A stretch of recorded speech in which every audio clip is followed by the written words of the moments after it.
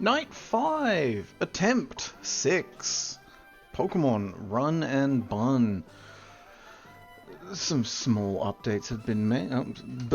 Some small changes have been made. Some big learning has been learnt. I am ready. I am going to be taking this ever so seriously and paying ever so much attention. It's going to be grand. I'm going to do great. I'm going to get to Brawly with not my entire viable box dying before I actually do Brawly. So with all of this grand success envisioned and in mind, I am off, I am away, I am out of the gate like an Umamasume who's feeling the glue factory right at the back of my heels. We are in Little Root Town. Who'da thunk it? What time is it? It's 9:22. Bosh. There we go. It's roughly 9:22. Dad's on TV. We moved into a town that's 2 towns away from him for reasons I can't fully explain. I guess the real estate in Petalburg was just too pricey for the fucking gym leader to afford, huh? Alright, and my first Pokemon, since I am doing the starters in order every single run, that puts me at Piplup. Put Piplup into my tracker for my first encounter. And let's take out this Zigzagoon. Alright, I didn't think of a naming convention yet, which does mean that now I have to pause. But I'm not going to let it really muck with me. I'm going to name them all Colors. That sounds like a good naming convention. Colors. And I can get kind of eclectic with it. This Piplup is named Seafoam. Seafoam the Piplup. I think that's cute. Great, let's go meet May. Let's crack open that bag of candy and just dive right into it because spiritually I am 7 years old.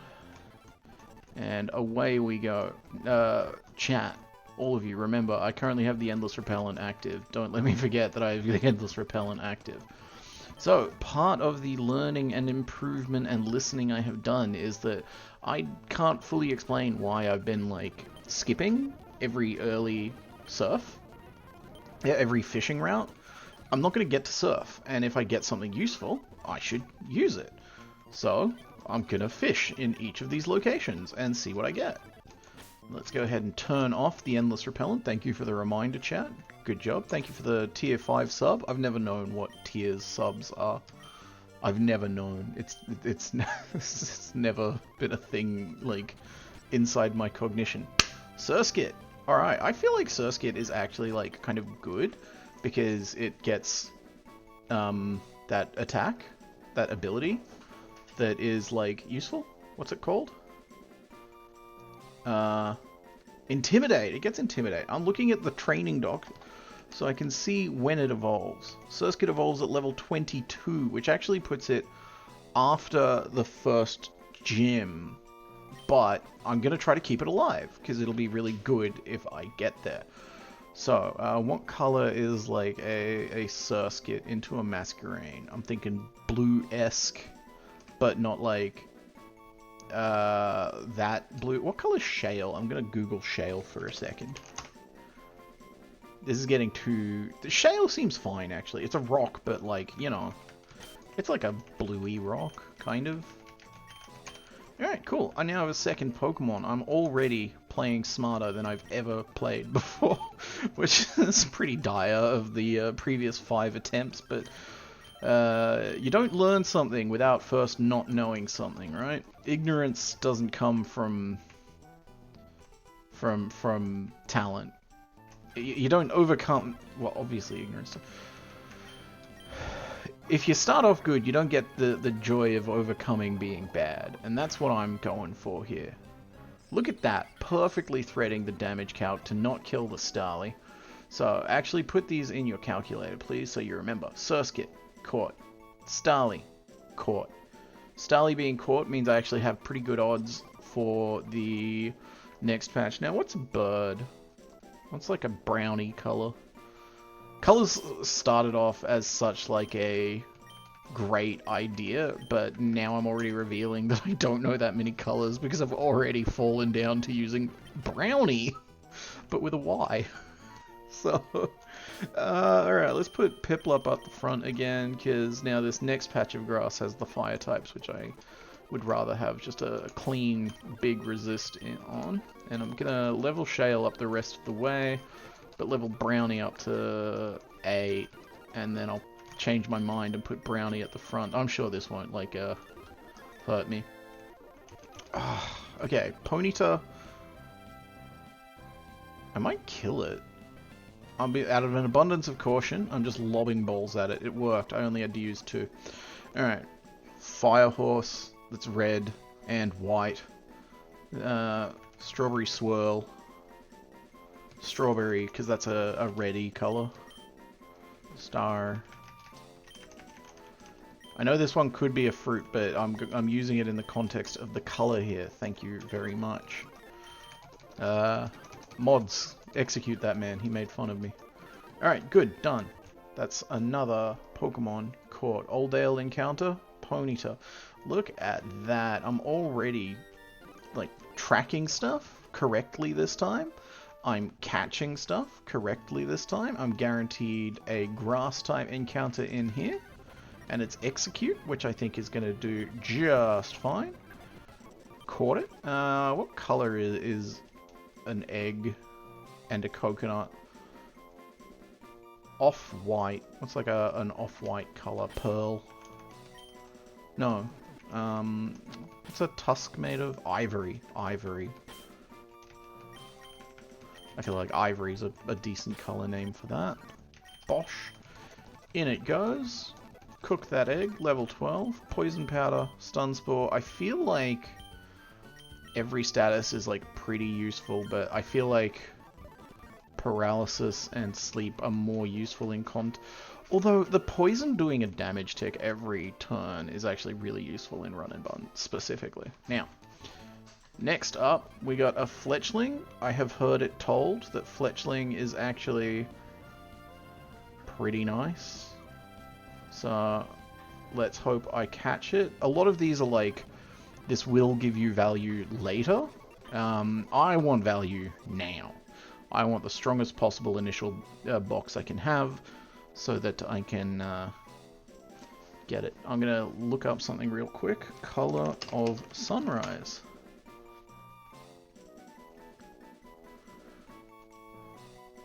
I really just wanted like a name. Now I'm getting like golden yellow, soft pink, peach orange. I suppose I shouldn't be surprised that, like, that wasn't the most helpful thing in the world. So I'm just going to use Dawn. Dawn is a color. So color or color evocative is my naming convention here. Such as Strawberry and Dawn and Brownie. Okay, cool. There we go. I have my first 6 Pokemon. That's lovely. You always like to have the start started. Okay, now I have my first trainer battles, and this I'm really am taking it as seriously as can be here. So I've got multiple Pokemon that Sand Attack, so let's actually check out some IVs and Natures. That is a really good Starly. That's a really good Starly. A Surskit? Totally respectable, really respectable. Piplup. Oh, wait, those weren't its IVs, those were its stats. Still good, still good. IVs Piplup, 31 in both attacks and 31 in speed. It's guaranteed 3 perfects. And then, yeah, I'm fine with it, cool. Next up we have Bad Nature, but we'll take it. And then Ivory, mid-tier, totally fine. And Dawn, bad. Aggressively bad. That's fine. Like, you're gonna have something that's bad. It's a 10% variance, right? From like... Well, it's not quite a 10% variance. It's not... The nature is a 10% variance, so like a bad nature isn't as big a deal as you can sometimes trick yourself into thinking. Because like, a Gyarados that's modest with an attack reduction nature is still going to deal more damage than, like, a Starly. It's still going to be, like, a good physical attacker. It's fine. You don't need to freak yourself out about it. So, keeping that in context. A friend quite recently told me that according to one of the cool YouTube channels that does stuff about, that like obsessively understands the Gen 3 battle facilities in particular, one of those people pointed out that a Pokemon with 0 IVs in a stat versus a Pokemon with 31 IVs in a stat is the equivalent of a 96 different base stat total. That's quite big. That's like an anti-Mega Evolution. So that's more impactful than an inhibiting nature. But even then, right? Like, okay, your Dragonite has like mid-tier IVs. It's still gonna be like stronger than anything that's like base stat total 500 or less. Cool. Your fucking Executor has bad IVs? Great, it's still an Executor. It was never going to be like Numbers McGee. You were always going to have to like play to its strengths. I'm gonna buy a new fucking keyboard, bro. I swear to God. So I'm trying to keep in context, keep on the positive side when thinking about my Pokemon, my approach, my everything, my Immortal, and that's going to help on the grand, glorious go of winning. Next up, we start with Skidoo, so we start with Strawberry. That's not how you spell strawberry, but Strawberry is... you know, it's art in and of itself. It's artistic. So now Psyduck comes out, so we roll on over to Ivory, who resists both of its attacks thanks to that grass psychic typing, and then hits back quite nicely with Bullet Seed. So there we go. Tactical decisions made.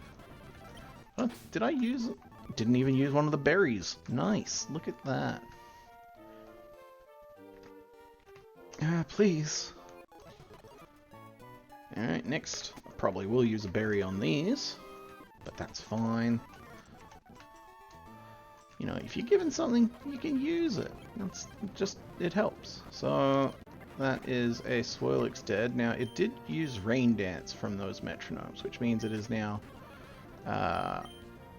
half damage from my moves. But that's why I can switch in Seafoam. And Bubble will deal more damage, and the Spinder is burnt.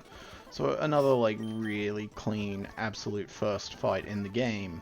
So, maybe not the battle to be bragging over, but hey, if it works, it works. That's what my parents said about me, and if it didn't work, it didn't eat. That was very mean. My parents fed me. Okay, up into here. Yes, I know how to catch a Pokemon. Oh, I have to go with him. Okay. Alright, and we're done. Thank you, Wally. Goodbye, Norman. It's kind of arrogant of you to be like, yeah, I'm a first-time gym leader, but I'm not challenging a greenhorn. It's like, bro, you're like a greenhorn too.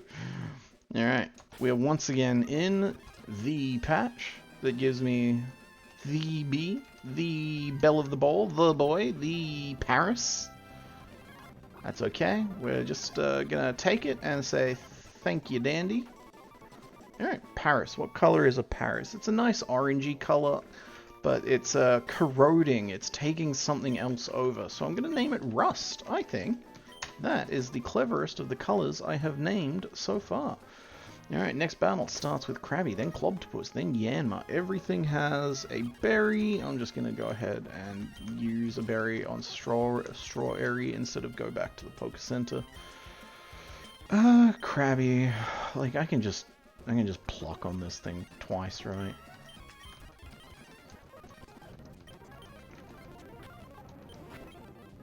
I should have saved Seafoam, actually, because Seafoam... Oh my god, I almost fucking killed my Seafoam. Alright, Aerial Ace, and then again...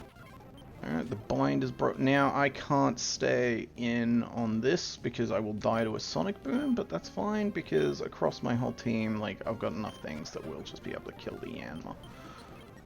Alright, now oh wow, that's annoying, but that's fine. And then Aerial Ace again. Okay, a couple of berries used, but success. If I'd been smarter and thought it through a little more, I would have seen that my Piplup had a super effective hit on the second and the third Pokemon, and Pluck would have taken both of their berries, and it would have been a little bit cleaner. But the important thing is that nothing actually died. So, next is the Bounce House. So we start off with Brownie. If I had a Pidgey, obviously I could be using Gust to hit it during the bounce turns, but I didn't catch one. I'm pretty sure that Starly is like a substantially better get, so I'm hardly torn up about the fact that I didn't get a Pidgey, even though I like it more. I haven't procced my berry, but I feel like if that crits, it'll kill me, and I really am trying to play to, like, win for a change, so I'm going to switch just in case. The paralysis does not bother me. Growl isn't going to do anything, but Stomp is, and then now I'm pretty sure this... Yep, perfect. Alright, cool. Now I can switch to Seafoam, who's not going to die to this thing's Hydro Pumps. And there we go, that's another one. Biting the Dust. Now, we are really genuinely going to be taking things a lot more seriously and more methodically than the first 5 runs did.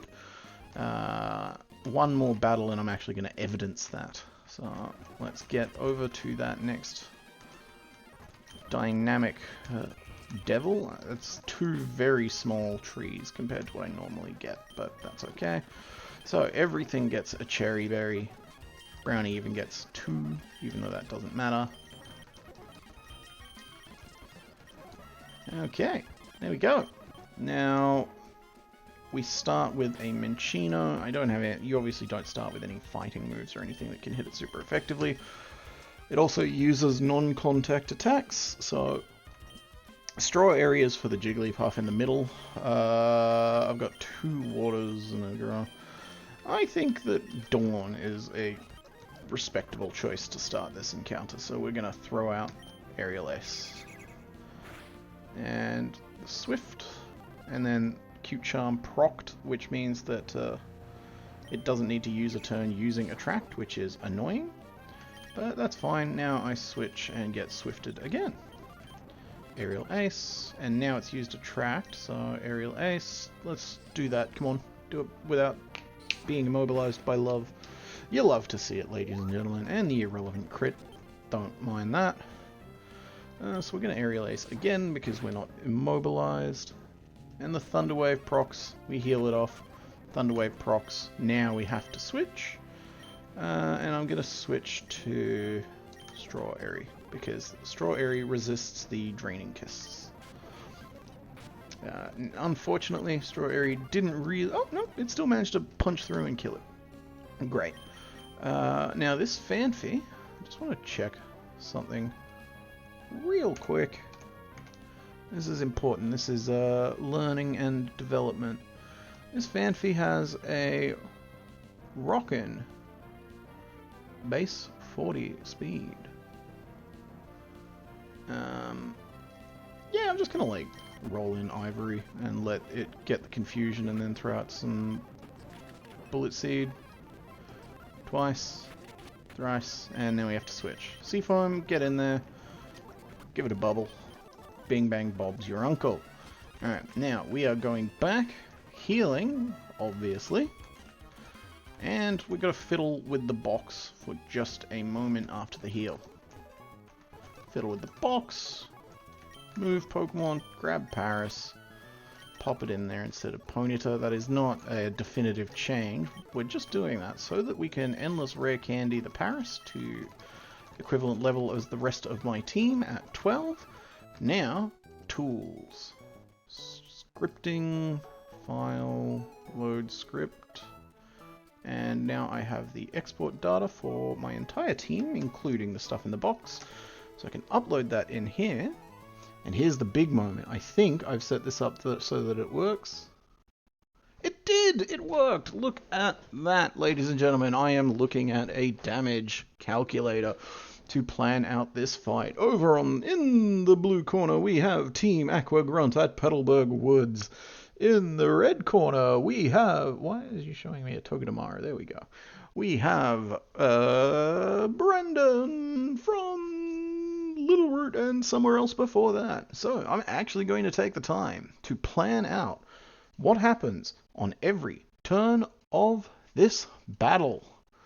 That's right, I'm going to do the thinking that's often involved in successful Nuzlockes. It's crazy. Me using the brain pan to do something. You can teach an old dog new tricks sometimes. So now that I've yapped a bit, let's look. Carnivore gets absolutely mollywopped by Paris. So we say, turn 1, Paris uses Bug Bite.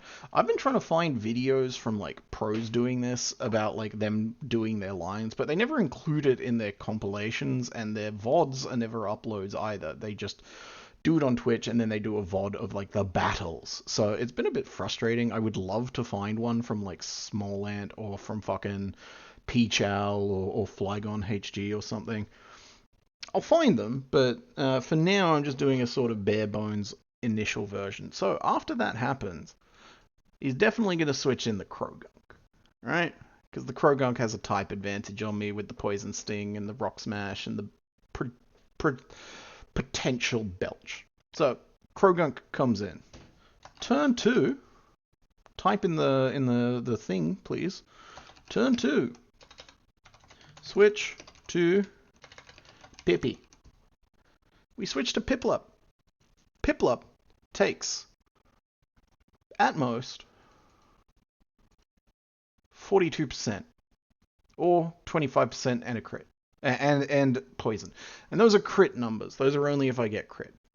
In return, Pluck threatens a 2-hit KO, quite likely, and nicks at Salak Berry. So the first turn, Piplup would be outsped, but the second turn, because of the Pluck, Piplup would then outspeed. So turn 3, Pluck, Bosh. And that will make me faster. So I have to take 2 attacks. I'd take a Rock Smash, then another Rock Smash, or a Fake Out, then a Rock Smash. If the first Rock Smash is a crit and does the defense drop, I have to change my plan. I have to switch to like Ponyta or something. But now I know that happens, right? And if the first Pluck does at least 50%, I'm happy to leave Piplup in and turn 4, Pluck. And that should kill. At that, he switches to Execute. Execute will use Bullet Seed. Guaranteed. So I have to switch, and I switch to Ponyta and Ember twice. So now I have designed a comprehensive blow-by-blow plan. All I need to do is put Paris at the front of the party and show you that I'm doing that. I can also goose my odds a bit. I forgot. With some Oran berries. Now everyone gets a bit of a heal, a bit of extra gas in the tank. It's an Americanism, we call it petrol. And with this, I'm feeling confident. I'm feeling confident that we're going to have the cleanest Team Aqua Grunt that I've ever seen. Because these guys, you know, they might be fans of the water, but that does not mean they bathe, if you get what I'm saying. Alright, turn 1. The sheet says, Bug Bite. We eat this Poison Sting for days. No chance that kills us, even if it's a crit. That applies poison, and in return, this Bug Bite absolutely liquefies the insides of this Carnivore. Look at that. It's Carnivore gone. Alright, Krogunk as expected, so as projected, switch to Seafoam. Seafoam takes potentially a Fake Out, potentially a Rock Smash. Fake Out's great news, we love to see it. Pluck, we're going to go second, but this Pluck, don't do the defense drop, no defense drop. This Pluck takes the berry, dealt at least 50%, and now we get the speed boost. Second Pluck, going to come out before the Krogunk gets to attack again, and KO. Bosh. Execute. Guaranteed baiting. Oh. The line I wrote involved switching to Ponyta, who I left in the box. That's not a big deal, it just feels a bit silly. So I'll switch to Dawn instead, who still resists and can still hit super effectively with Aerial Ace. Alright, the Stun Spore annoys me, but I'll just Aerial Ace again. Now I'm going to switch just in case, because Confusion... Now I'm going to switch. And now I'll Bug Bite, and that'll hit super effectively and kill. Okay. That line would have worked better if I had done what I needed to for the line to work, but still, perfectly clean battle. No deaths. If there was risk, I wasn't smart enough to notice what it was. Before we go, let's come up here. That's a lot of bowls by not that many, but a very healthy, respectable amount. Okay, plenty of bowls. Now, let's also do some more fishing. Because right here, we have a body of water. What's this town fucking called? Petalburg. Where's Petalburg on this? Petal. Yeah.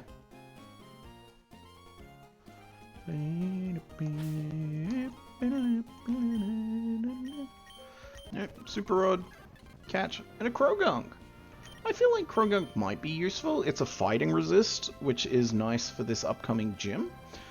So I'm gonna switch in Brownie and then get poisoned and be kind of vaguely mad about it. Now I have to switch, so I'll switch to Dawn, and then get poisoned and get kind of vaguely mad about it, but try to keep my chill. And now I have to switch. Okay, no, I'm gonna...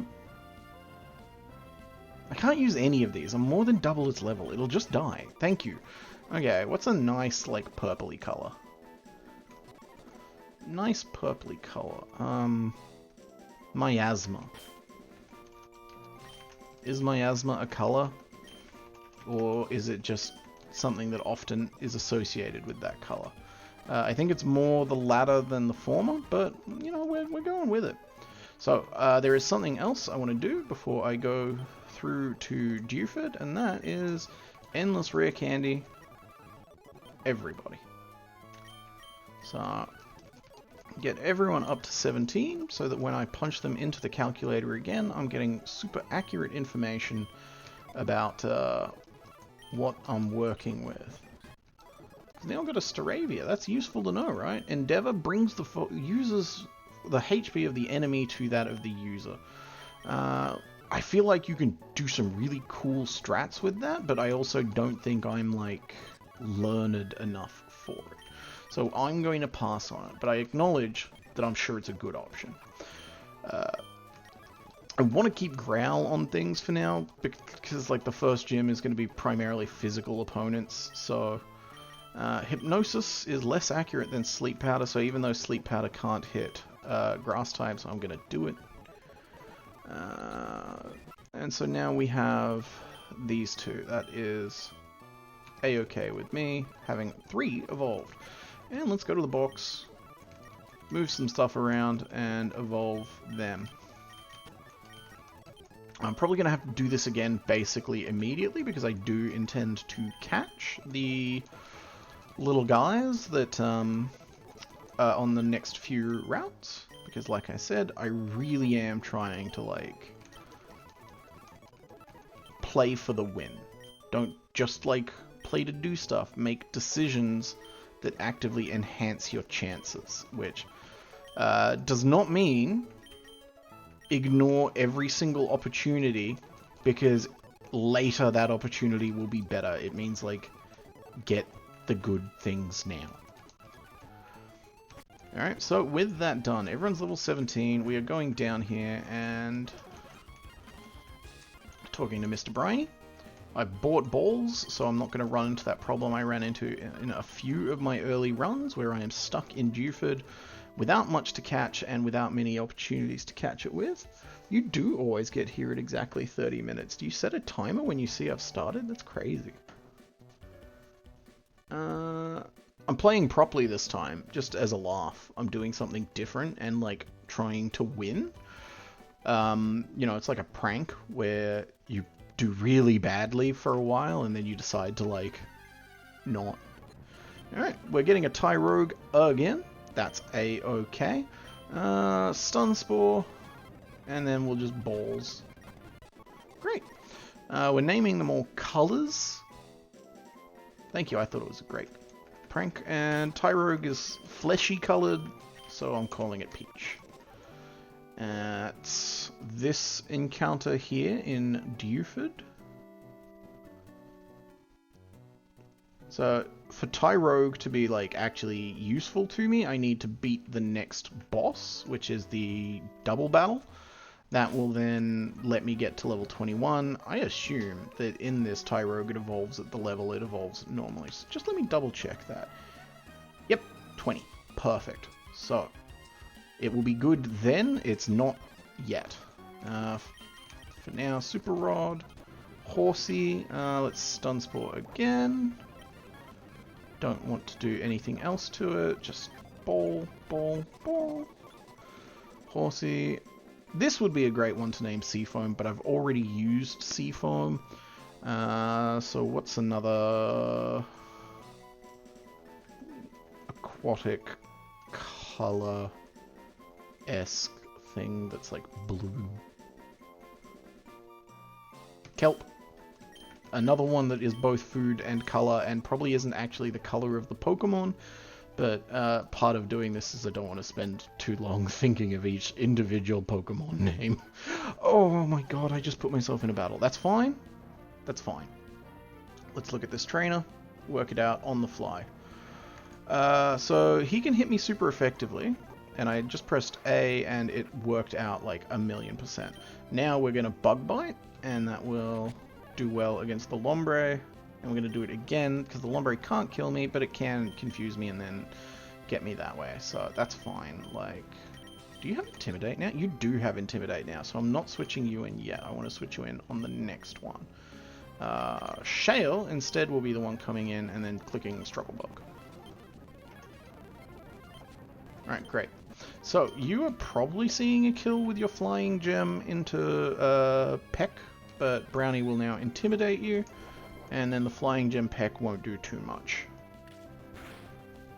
Yep, totally fine. I can probably just like Aerial Ace 1v1 you now. Yep, great. Okay, cool. I fucked up, but I am God's favorite child, so it didn't matter. In here, get a heal, get out.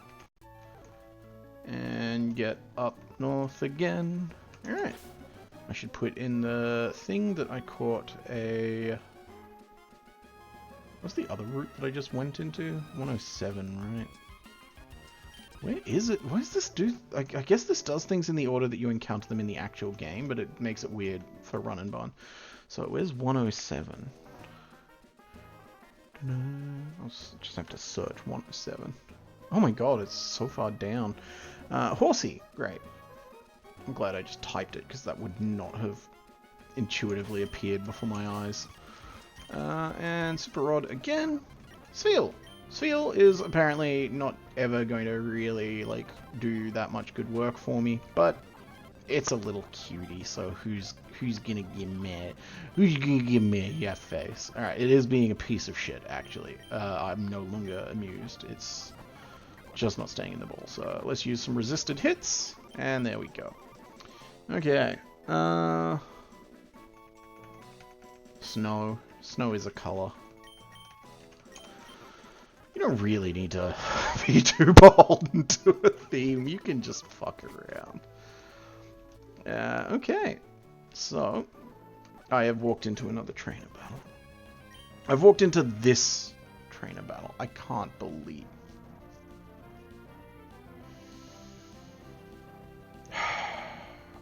Okay. It's fine. Here's what we're doing.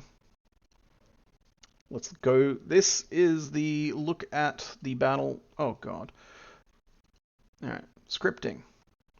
Please export my Pokemon as they currently stand. Run and Bun. Thank you.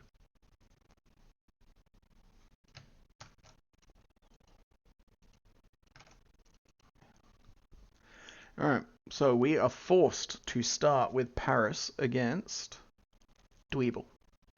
Paris can absolutely die to this Dweeble. It sees a possible KO with Rock Blast. That is actually quite a likely KO because each individual hit from Rock Blast might crit. And that's only estimating 3 hits. So if it's like 4 hits, well, I'm dead. So I have to switch because it sees a kill with Rock Blast. We switch to Prinplup, and then we are outspeeding it and KOing it with Bubble Beam. So that's not too bad. Let's do that turn. Do those turns and see what happens next. Oh, use Sticky Web. Fuck this gay Earth. Bubble Beam, it's dead. Now, Mawile has come out. How does Prinplup fare against Mawile? Against Mawile, it takes at most 30% from Covet, unless Covet crits, in which case it'll be a cheeky 44. And it deals at least 55 with Bubble Beam, so 2 Bubble Beams will kill, 0% chance of being killed in return. Bubble Beam 1, Bubble Beam 2, it's dead. Munchlax comes out. Munchlax wants to Belly Drum real bad, so we want to Pluck, so that we take the Salac Berry. Salac Berry taken. And Belly Drum. Now, let's look at that calculator again, because I do not want to beef this. Bubble Beam, at the low end, deals 25% to Munchlax. Does that look like 25% to you? Here's where we do something crazy.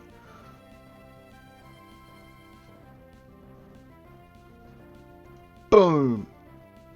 Look at that. That tells me that it's got just a hair's breadth over 25%.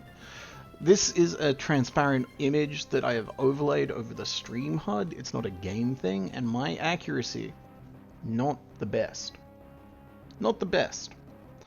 But I think that lends me enough confidence that I can safely click Bubble Beam and kill the Munchlax. There you go. With that, I can now take that ruler and just move it down again. Order, move to bottom, and it's invisible. And I can bring it back if we need it. So now the last Pokemon this guy has is Sandygast, and Sandygast is looking at a +1 speed, 2nd stage evolution with a super effective hit. Don't really feel the need to calc it. Bubble Beam will do the work. Okay, I have to stop walking into trainers without having thought about the battle yet, but it's nice that I did it twice and didn't get punished. Like, that's a mental load off. Okay, so the good news is there are no more trainers for a little bit. I'm just gonna give everyone an Oran berry. The boys get hungry. The girls do too. In some ways, the girls get more hungry than the boys. Thank you for the THM. Alright, I'm just going to stay right in the entrance here while I do this. Fanfy! Not a great option, but it's a kind of like bulky ground type, so like that gives me an electric immunity, that gives me a potential switch in that I don't feel too bad about having to sack if it comes out. So again, looking at the positives, looking at things realistically. Fanfy's cute in it as well. Like, that counts for something. It's like a pale blue... What's a pale blue? Sky. And that's a cute name to name it because, like, it's a ground type and I've named it Sky. How aspirational. Alright, so now we come in here and we're just gonna smoosh around all of our Pokemon. Because we want everything to be level 17, since that's my current level cap. And doing this will allow me to, like, see all of my options for each and every fight and, like, consider them properly. Not just sort of going with what I'm holding, not, like, failing to think. This is actually, like, fully deliberate decision-making doing. I feel like I can leave you having both Smokescreen and Leah, so I'm going to do that. And I'm going to... No Ice Ball. Don't click Rollout. Like, doing that just kills you. It will definitely... Like, I guess it's an option if I don't want to use the Sphere, but I do want to use the Sphere, so I'm even going to, like, remove the possibility. We got Ice Shard. Ice Shard is great. That's a priority move that often hits things super effectively. Yum, yum, yum. And Speed Control in Bulldoze. You know what? I spoke too soon. I feel like potentially that thing can do some work. Alright, so we've sprayed. We've healed. Now we can just sort of sprint through Dewford Cave, Granite Cave. Got that. Don't need to use Flash. There is an item down here. So now I have Rock Blast. You love to see it. Coming through, coming through. Get the Never Melt Ice. That actually could be a factor for Ice Shard too. Look at that. All sorts of thoughts, all sorts of ideas and decisions. So, escape room, out we get. I think I needed to add the Sphere to my encounter table. Yes, I did. And now we'll also add Phanpy. Why is Steven's room listed as a separate encounter location on this sheet? It says Granite Cave. I feel like Steven's room is not a separate location. It doesn't have a unique location name. So I'm just going to put a dead Abra there, but it doesn't actually count. It just is so that, like, I don't look at it and go, I missed something. It's not like you can see what I just did anyway, so, like, who cares, right? But you will now be able to see what I'm doing, because we're going back to the line calculator as I extract all of the data. Now, if I've done this right as well, I think the game music has cut out for you. But my audio, my yapping hasn't. That's what I want to have happened, that you can no longer hear the game, but you can hear me. Report back if that... Yeah, nice, great, because now it's just like the Pokemon Center theme. And to avoid myself losing more of the very few bits of sanity I've got left, I'll step out into Dewford Town, because that's a lot easier to listen to on loop. So, now I've got a huge box to deal with stuff that comes up, right? That's crazy. This is the best start I've had. New philosophy, new mindset. Attempt number... What attempt number is it? 6. No deaths. Good stuff. So, first battle. Smoochum. Can't really do much to this. So, Prinplup. Easy 1v1s it. Then, Elekid comes out. Phanpy, even the Ice Punch, like, doesn't really matter to it. And then Phanpy probably also just, like, 1v1s the... Yeah, okay, cool. I feel like I'm comfortable just, like, putting... So, I need to make sure that I don't, like, do what I did earlier, where you calc a line, and then you don't bring the Pokemon that you just calced the line with. I feel like that's a recipe for disaster. So I'm gonna, like, make a notepad document real quick. And on that notepad, it's going to say, before fight, brought right mons, gave right items, in set right lead. I think those are the 3 things I need to think of, right? Do I have all of the Pokemon that I thought I did? Are they holding the items that I think they are?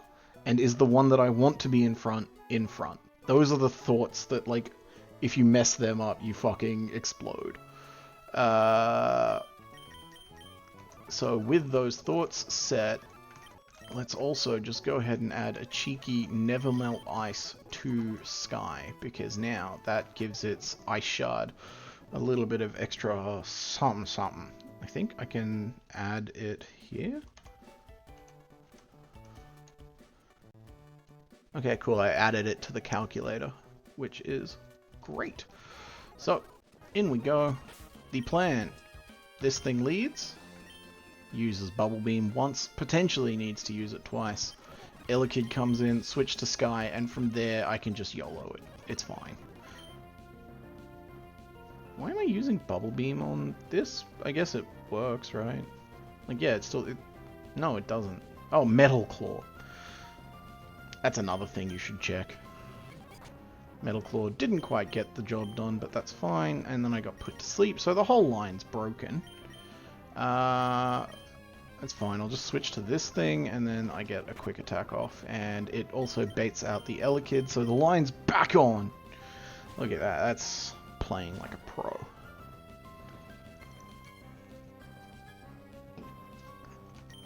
Big gulp. Don't freeze. Didn't freeze. Oh, and Cute Charm, huh? There you go. And let's just make doubly sure. Yeah, even if this thing's Brick Break crits, it's gonna take 2 crit Brick Breaks to kill me, so I'm just gonna stay in and bulldoze. There we go. Cool. First battle, donezo. And back to heal. Oh, that's another thing I want to add in my everyone full health. Assuming I get far enough into it, everyone full health will no longer be the question, because this person right here can help me do weird things, such as apply poison to one of my Pokemon. And you might go like, well, why would you want that? In that battle I just did, they used Lovely Kiss to put me to sleep. If I have a pre-status condition, they can't do that. So it makes it more predictable and gives me more control over the fight. Also, if I have things like the ability Guts, which does more damage when I have a status condition, I can use that to my advantage. So that is why that. Alright, now we're back to the calc because we really are taking it all seriously. This starts with a Fletch Ender into Herdir. And once again, Prinplup has a great chance at one-hit KOing the lead, and then the guy in the back I can really just sort of pick my poison with, so I'm just going to go in. And the kid is under that umbrella, there we go. Cheeky Bubble Beam, got it in one. Cheeky Bubble Beam again. And I will not switch, because even if you crit your best move, it's going to deal 48%. And you didn't crit your best move. Now I'll switch, and Fanfi will live, and then Ice Shard. Great. Alright, back to heal. And we do the calking at Dewford in case we do need to... I just did that whole battle without switching back. It worked. The battle went perfect. I'm going to add another item to the checklist. Stream on game? I'm learning. Yeah, it's okay. You can tell me when I've done something dumb. Okay. It's alright. Well, now the stream's going back to the calc. There we go. So this trainer crushed it. The stream's on calc now. Remember, the streams, you get, like, my voice several seconds before you get my gameplay, because she's in the other room. You don't need to be sorry. I'm just saying, like, you'll hear what happens before you see what happens. It's like lightning. You're gonna hear the thunder before you see the lightning, which maybe actually isn't how it works. But otherwise, that's a perfect metaphor. Alright, so this guy starts with a Wingull that has really good type coverage across water, flying, and electric. Who's my bird beater? I mean, even the Shockwave really doesn't do that much to Prinplup. And then, so I reckon Prinplup can just 1v1 it. Pluck almost kills, and Pluck also steals the Oran Berry, which is a nice boost. Does Bubble Beam really do 50%? It's got a good special attack IV, I guess. Base stat, I guess. But wow, that's a strong resisted hit. So yeah, we're going to just pluck. If it two shots, that's nice. But if it doesn't, I can switch to Staravia and just like quick attack and not have to stress too much.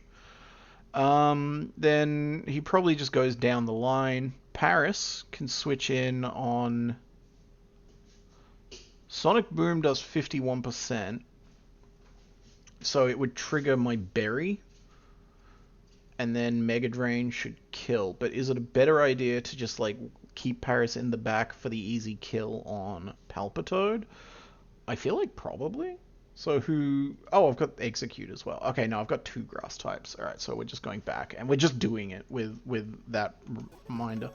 So, bring up the checklist. What's the checklist say? Brought right Mons. So, the Pokemon we discussed that we need are... Execute.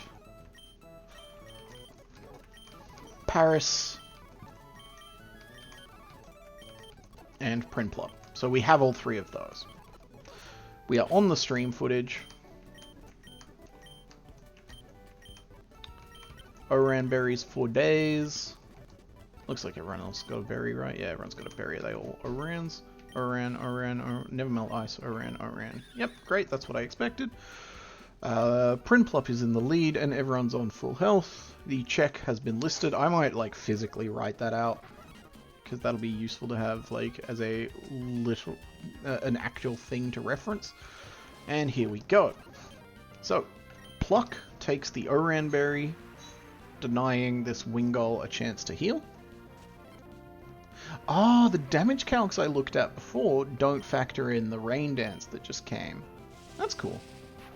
I don't expect that to be a problem, but it's the sort of thing I need to consider, particularly later on. Alright, so there's that KO as expected. Buizel comes in, also as expected. Its best hit against me here is like a Mud Shot that crits. It might use Sludge if the damage roll for Sludge is really good. Actually, I don't think it can. I think it has to use Mud Shot.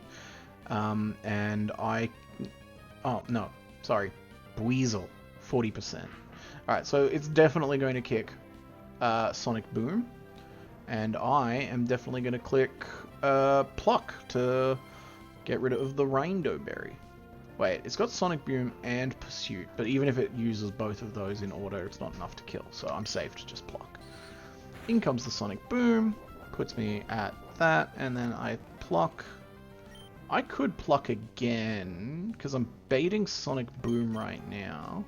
Yeah, oh, but then I only have 7 health, and the Pursuit could kill me then, potentially, so... Now it's going to Sonic Boom again. I switch in Ivory, and Ivory is above half, so that's fine. Yep, cool. Bullet Seed. Takes a Sonic Boom, and KOs in return. Yep, good. So Palpitoad comes in. Palpitoad's item is a Lumberry, so it doesn't have a Grass Resist. It's probably baiting Sludge now, right? Which actually does 2-shot Paris. So what I'm going to do is switch in something that resists Sludge, which is Sky.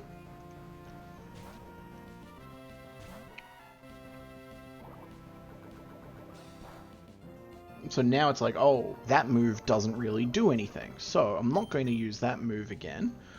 But Bubble Beam does a lot. So I'm going to use Bubble Beam. And Bubble Beam is resisted by the Pokemon I actually want to take this fight, Rust. So by adding that turn, oh, it used Rain Dance. I mean, that same, right? I can still just Mega Drain, and this Sludge isn't dealing more damage because of the Rain Dance. Oh my god, it crit.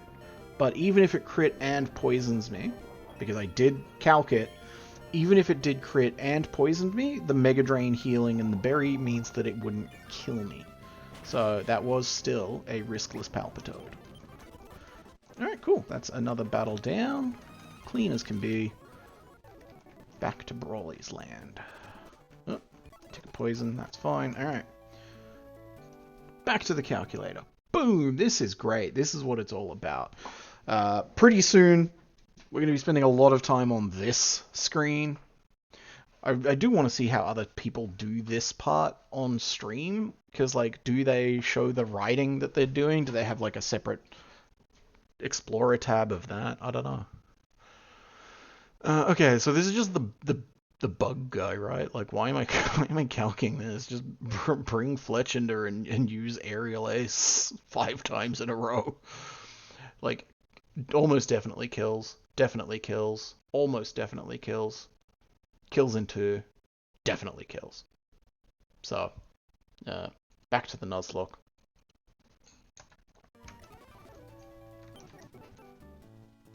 Who does more damage, actually? Fletchender? Or... Staravia deals, like, a hair's breadth more damage. So I'll actually lead with Staravia, but I'll have the other bird in the back, so I can just, like, click a flyer type move 6 times in a row and be done with it. So, Pokemon I want in the lead? Yes. Bag Oran berries. It's already holding one, but, you know, we love to fuss. Alright, and let's just one for the road. In we go. Hello. So, Aerial Ace. 1, 2, 3, 4, 5, 6. There you go. Challenging. Alright, let's look at the next trainer. I'm just going to stay here in case I can actually just take the next trainer with what I've already got, because then I can just heal up the bird if I need to. So this next trainer is one that has fucked me. So I should put some respect on its name, because Tuber Ricky plays for keeps. So his APOM is Silk Scarf, empowering its normal type moves, and has Fake Out, and then double hit. So it's likely to get like multiple dings on you before you actually get to do something to it. With that in mind, who's real bulky and can two-shot it? So this is actually already the kind of Pokemon where like I need to be doing multiple things.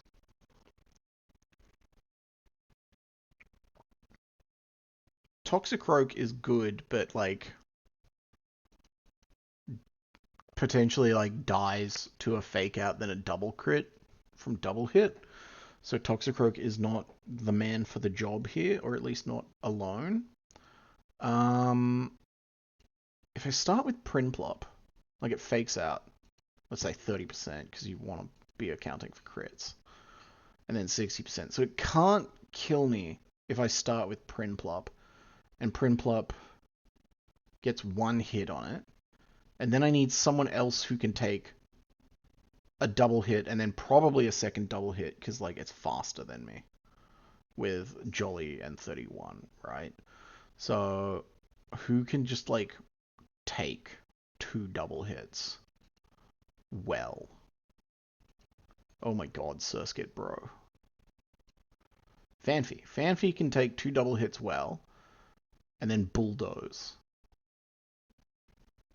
Actually, is Fanfi better out first? No, Fanfi's better out second because it does well against the Nidorino and the Luxio. Okay. So, the play would be open the thing where you write down what you're doing so that you know. Alright. Flinched. Turn 2.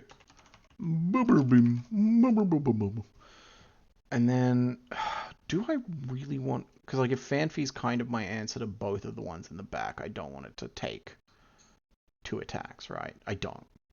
So...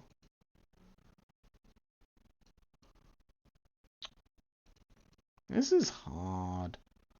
Execute is tanky enough to take 2 double hits even if there's a crit in the mix. And then Execute potentially KOs with... It calcs for 3 hits for multi-hit moves, so there's a chance that you do worse than you think you're going to do. But there's also a chance you do a lot more than you think you're going to do. And I'm going to be attacking it with the need to deal at most 50%, potentially 40%. So yeah, execute probably kills. Alright, I feel like I've got enough here.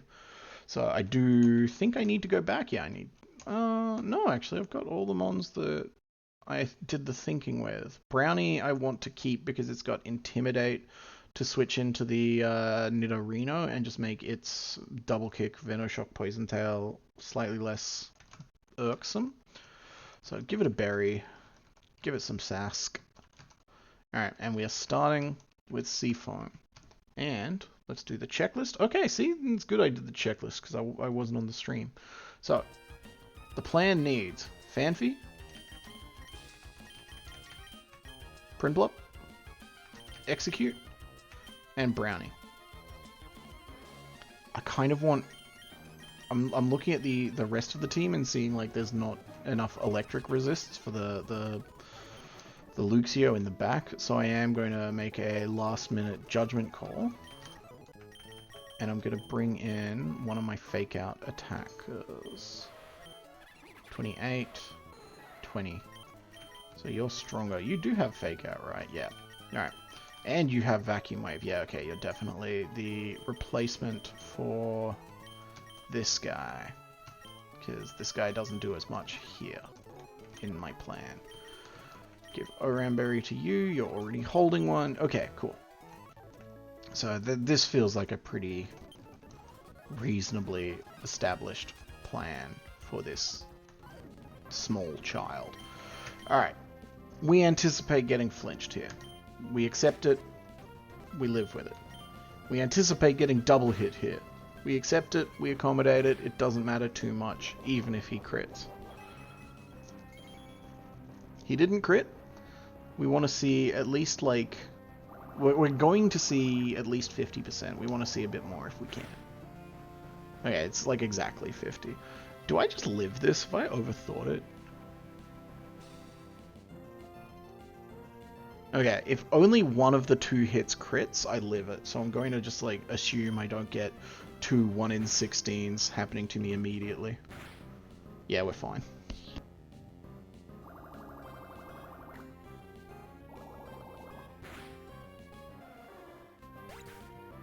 There we go.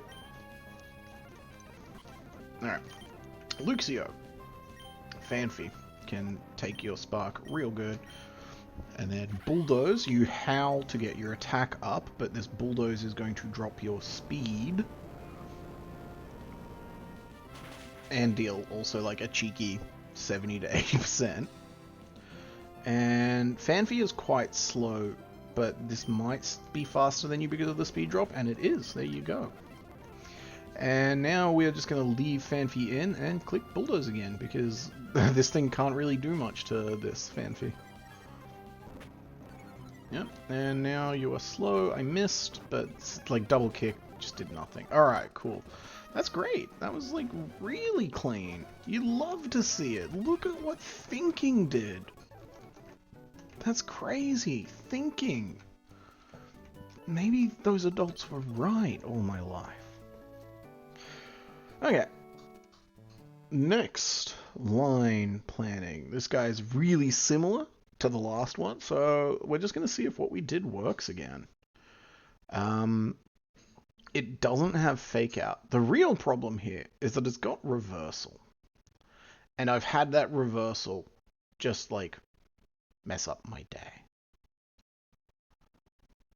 So if I say it's on 1 HP, reversal kills me. And it kills like everyone at that point.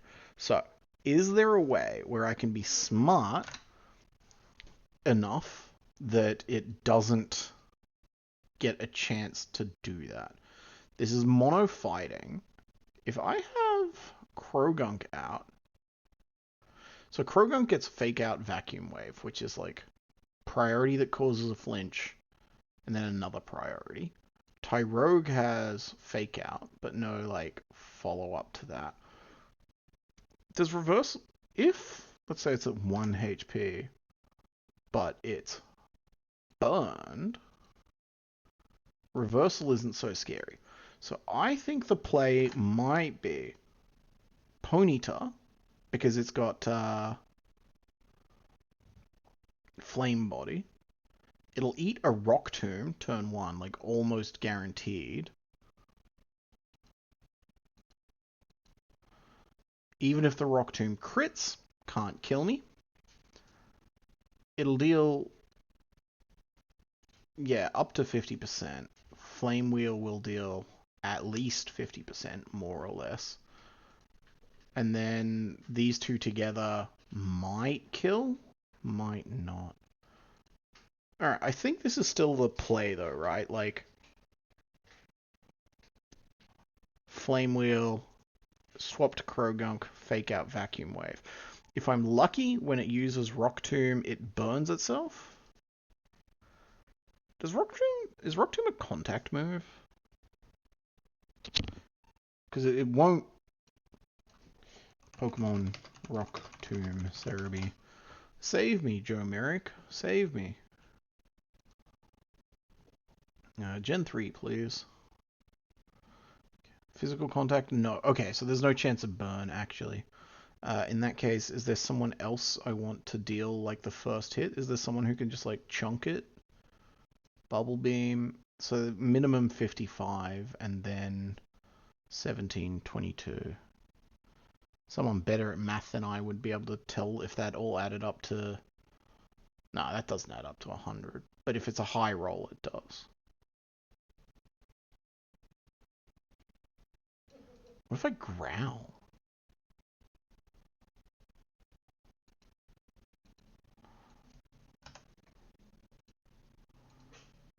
Is that one growl so much of a difference?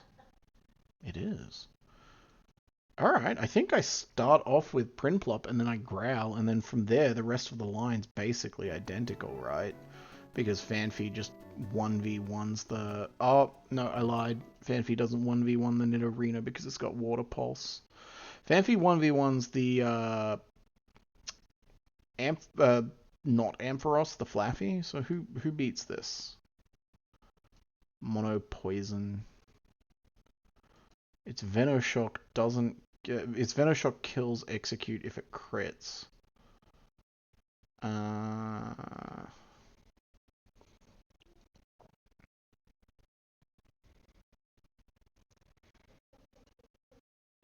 Okay, cool. I think I've thunk it. We start with Seafoam. Go back to the stream game. Alright. For this, we do need Seafoam. We do need Krogunk. We do need Fanfi. And then we've got some fuck-ass guys to handle the Nidorina.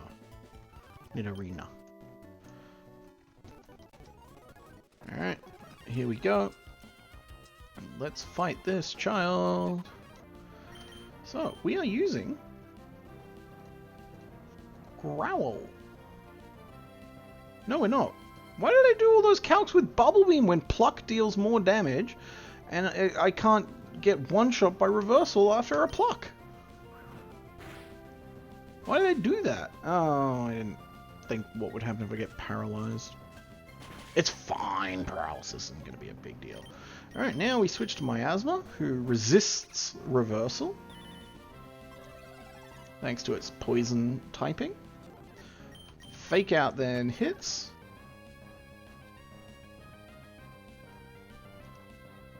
It has Inner Focus. It doesn't have Regenerator like I assumed. Alright, that's okay. That's okay.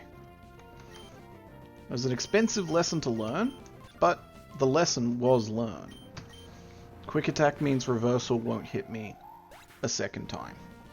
Okay, now this is going to bait out the Ampharos, which means I can switch to Sky to tank that Thunder Wave, and I can click Bulldoze. Damn it. It's okay. One loss is not the end of the world. Alright, I'm going to stay in. Don't love being confused, but it might not be a big deal. And then we can hit like that. Great. Alright, cool. So, Fanfi v Nidorina.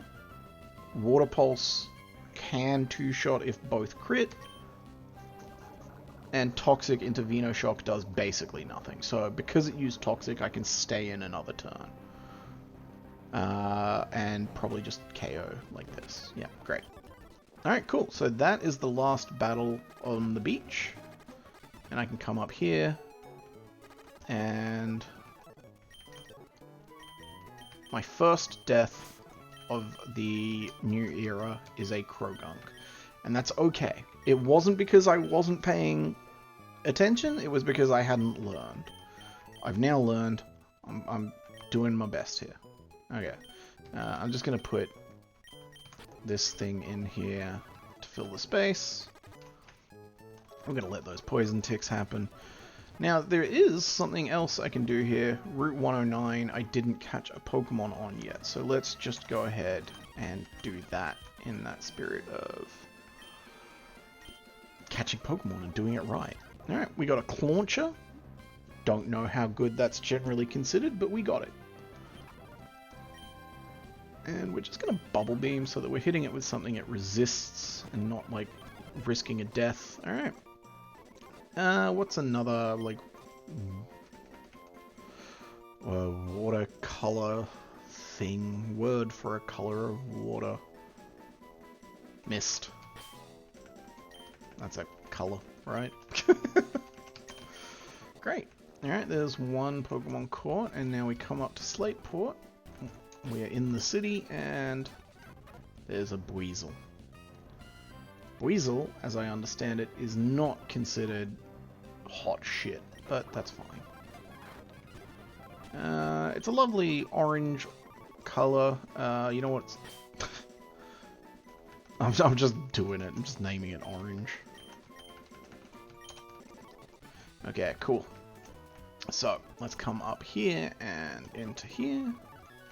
And then over here so we can endless rare candy our two newest members. That's not the new one, that's the new one. And pop you down there. Open the bag, endless rare candy. Get them both to 17. My current cap.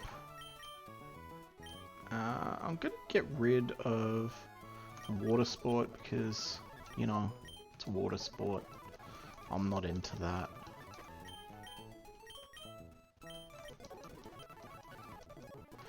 And there we go. Okay, I'm gonna save in the game. We're not done yet. Yeah, I'm fine overwriting the save file. Look, I already screwed that pooch, okay? But big news, now we're planning for another actual boss encounter. And after that, our level's going to go up. So we go ahead and run the script again. You don't get to see this bit because it doesn't show you the extra window that the emulator creates, but just trust me, I'm doing a thing that lets me get the data of all my precious little children. Come over here, delete the old versions. I'm sure there's a better way to do this, but it's fine. And then pop the new ones in. It does not have the box with Krogunk anymore, so we are doing it as we should. And this is the next battle that we are looking at, and I need to step outside into Slateport. I cannot listen to the Poké Center theme while I calculate this.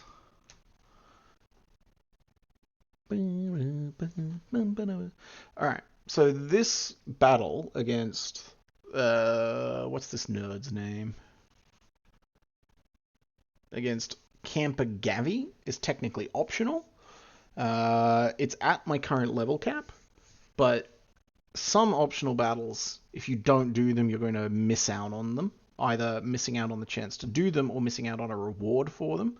A kind of cool one that this mod does a few times is there'll be two trainers standing in positions where there will be an item behind one of the trainers, and the only way to get that trainer to move out of the way is to face them both at the same time as a double battle, thereby making it a lot harder to win because double battles are so complicated and so like fraught with risk.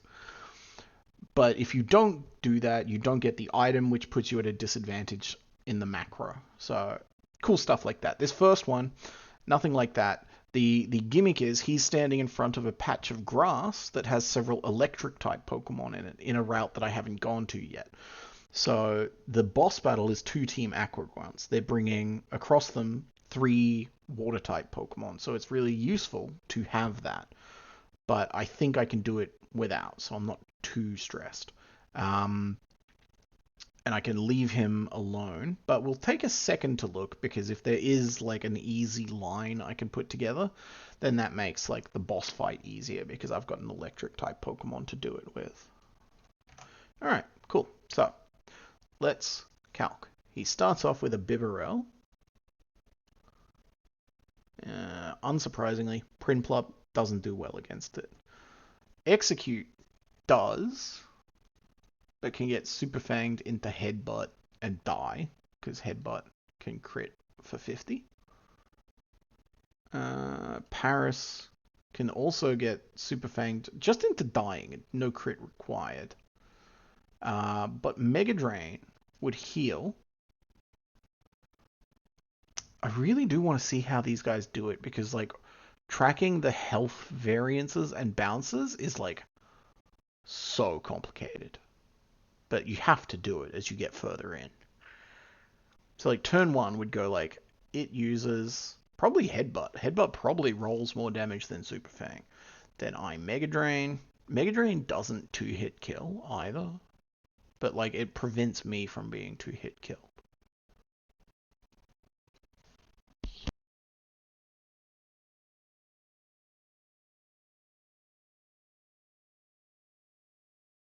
So like realistically, I'd need to Mega Drain twice. Paris would be near death, and then I would switch to like something that outspeeds it and can KO with like Aerial Ace or whatever, like 35, 70, 100. Like that would kill it, and I would take like 60%. That also does run the risk of Headbutt flinching, and then me needing to like adapt on the fly by like adding another switch and attack. Like one switch with Staravia and then one switch with Fletchinder. Assuming he baits down the line, then he goes to Ponyta. Ponyta's got fire, fighting, and fairy coverage. I feel pretty comfortable in Fanfi's ability to 1v1 it. And then the Electros is floating, so Fanfi doesn't actually do very well against it, because no super effective hit all of a sudden. Electros is an E-electric type though, which means nothing else hits it super effectively, and just having a quick... Yeah, I feel like I would rather spend this time crafting a line for the next fight. So it's an interesting thing to think about, but let's see what we got. Oh my god, there's a truck button that you can just press, and then you like... It clears all your sets and sets you back to the start. That's cute. That's awful.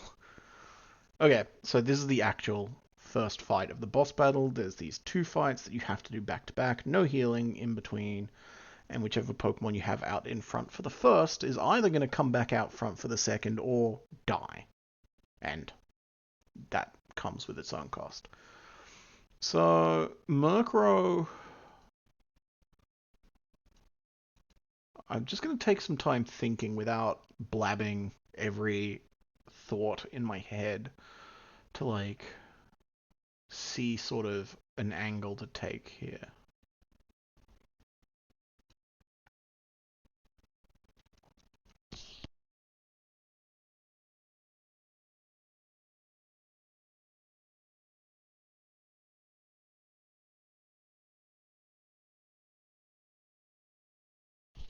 At base 91 speed, the Murkrow is faster than everything I've got.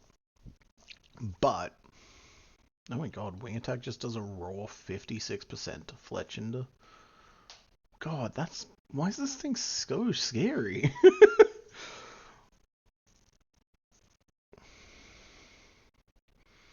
Because, like, if it dealt a teensy bit less, I could be like, alright, that's fine. So I can take two of them, use Flame Charge, and then outspeed it and KO it on the third turn.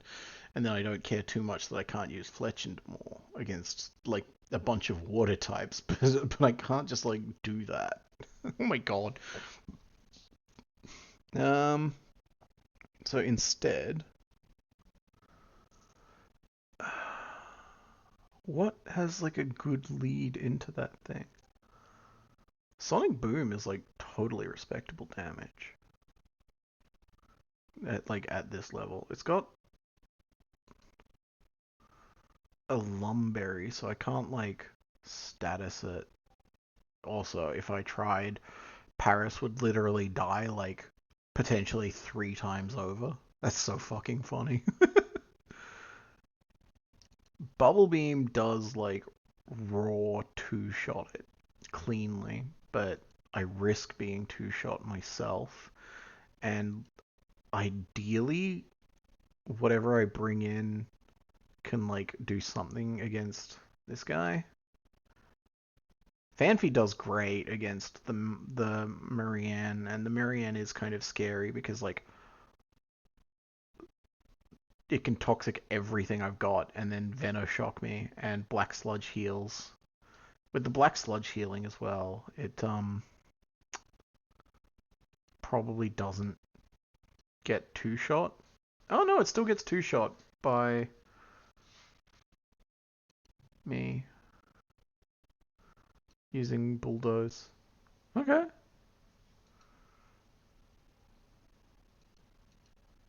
I'm not sure that's calking right, because I feel like... No, I'm going to take it on face value and assume that Fanfi just cleanly 1v1s the Marianne. Just because that would be reassuring for me emotionally.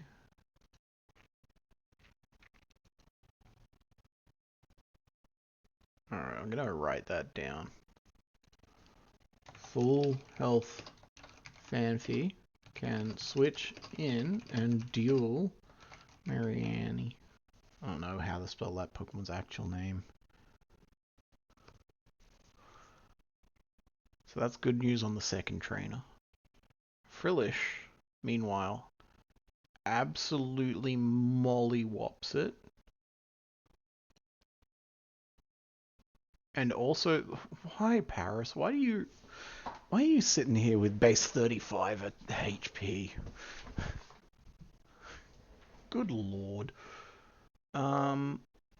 Like, I can't even switch you into something and then have you win the duel when you've got a clean... Oh, no, actually, it's not a type advantage. You get hit super effectively by Hex. I'm very sorry, Paris. You're right. That's my bad. No. Paris doesn't get hit super effectively by Hex. That's Executed. Okay. Never mind. The slander is back.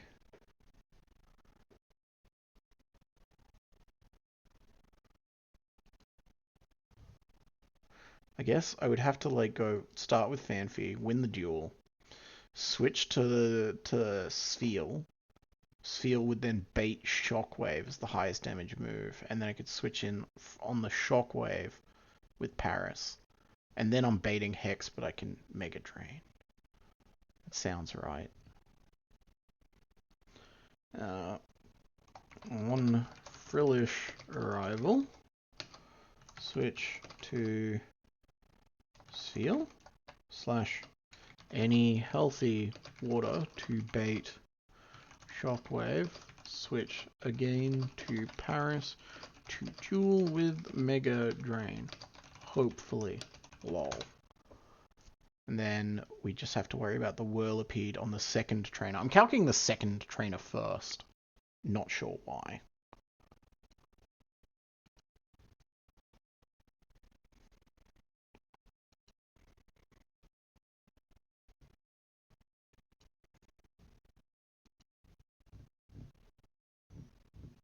This thing's got a rocky helmet too, so I've got to be careful about calcing with a physical attacker against it.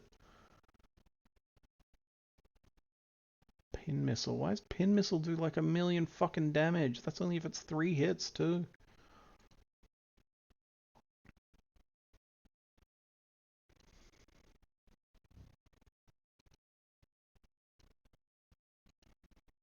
Alright. It's slightly risky. Oh, it's speed boost too, so I can't guarantee 2 clean attacks on it. Full health Ponyta.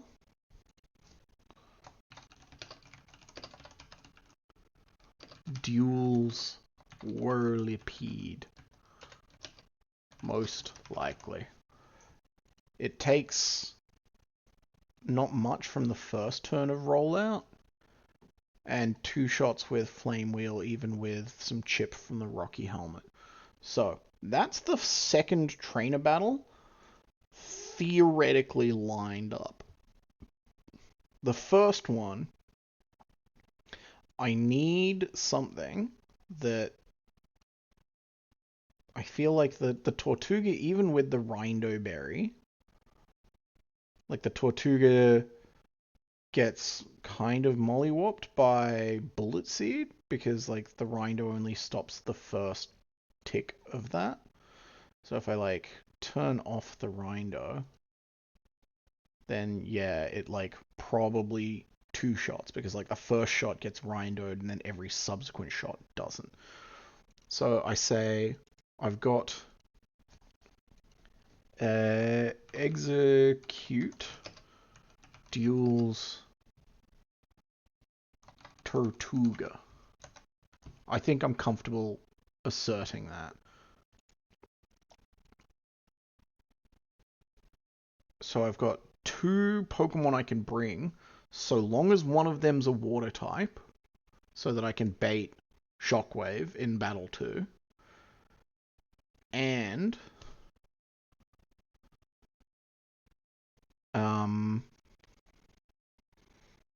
they need to beat Murkrow and Skrelp.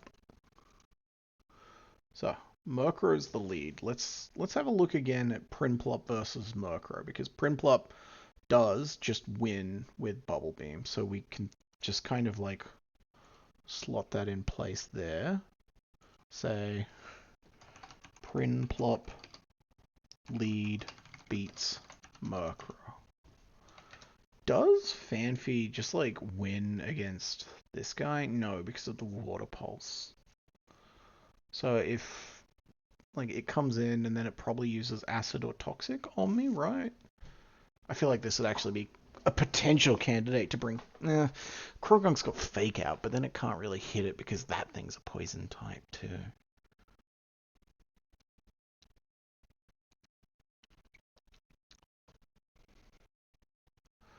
So like you switch in Staravia on either Acid or Toxic, and then it's got Protect, so Staravia wants a Pecha Berry so that Toxic doesn't have as many chances to fuck with it. And then Staravia, like Aerial Ace. So like I switch in, I get Toxic, I Pecha Berry. I get Toxic again, it ticks. Aerial Ace.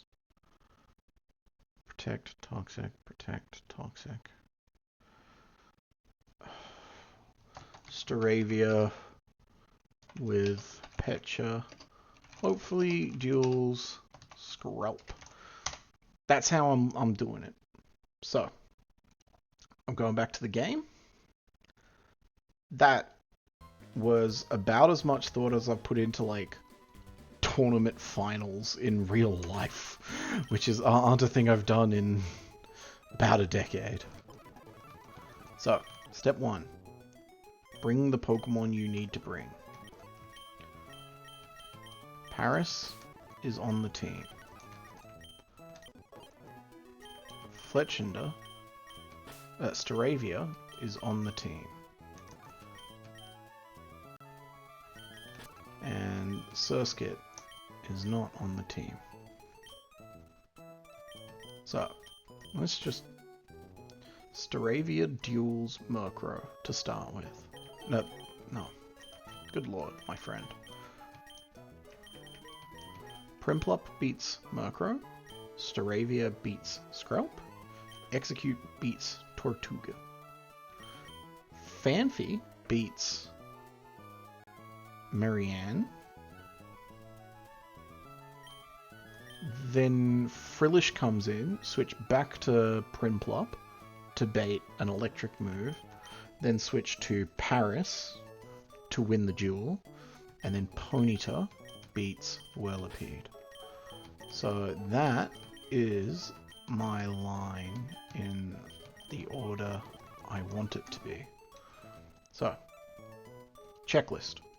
I have the right mons. Those are the 6 mons that I've planned out my line with. Everyone is fully healed. Checklist. Someone is getting a Pecha Berry. Checklist. Everyone else, including Fanfi, is getting an Oran Berry.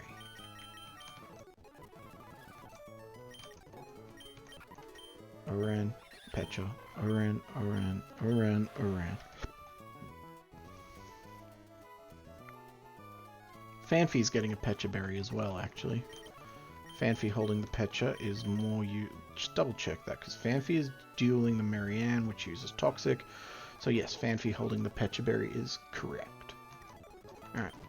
Everyone's fully healed. I am on the stream for the game, so I can now actually go through the sequence to do this battle.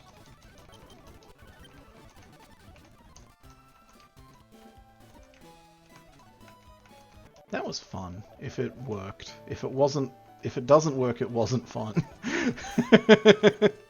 Let's double check it one more time. Seafoam is out front. We are in.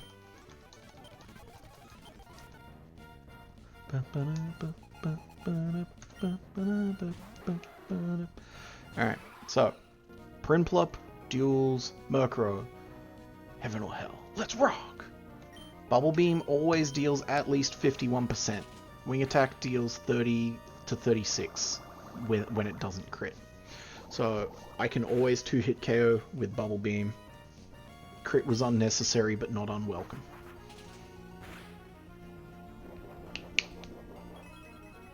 Seafoam has enough health that it can do what it needs to later and bait a Shockwave, because with its health this high, when it switches in, it'll tank a water type move and then the thing will see, oh, I can kill it with Shockwave. So that is working as intended. If this works as intended, he's going to switch in the Skrelp as anticipated. So according to my calculations, Staravia is my guy to duel the Skrelp, because Staravia deals 40 to 50% with Aerial Ace.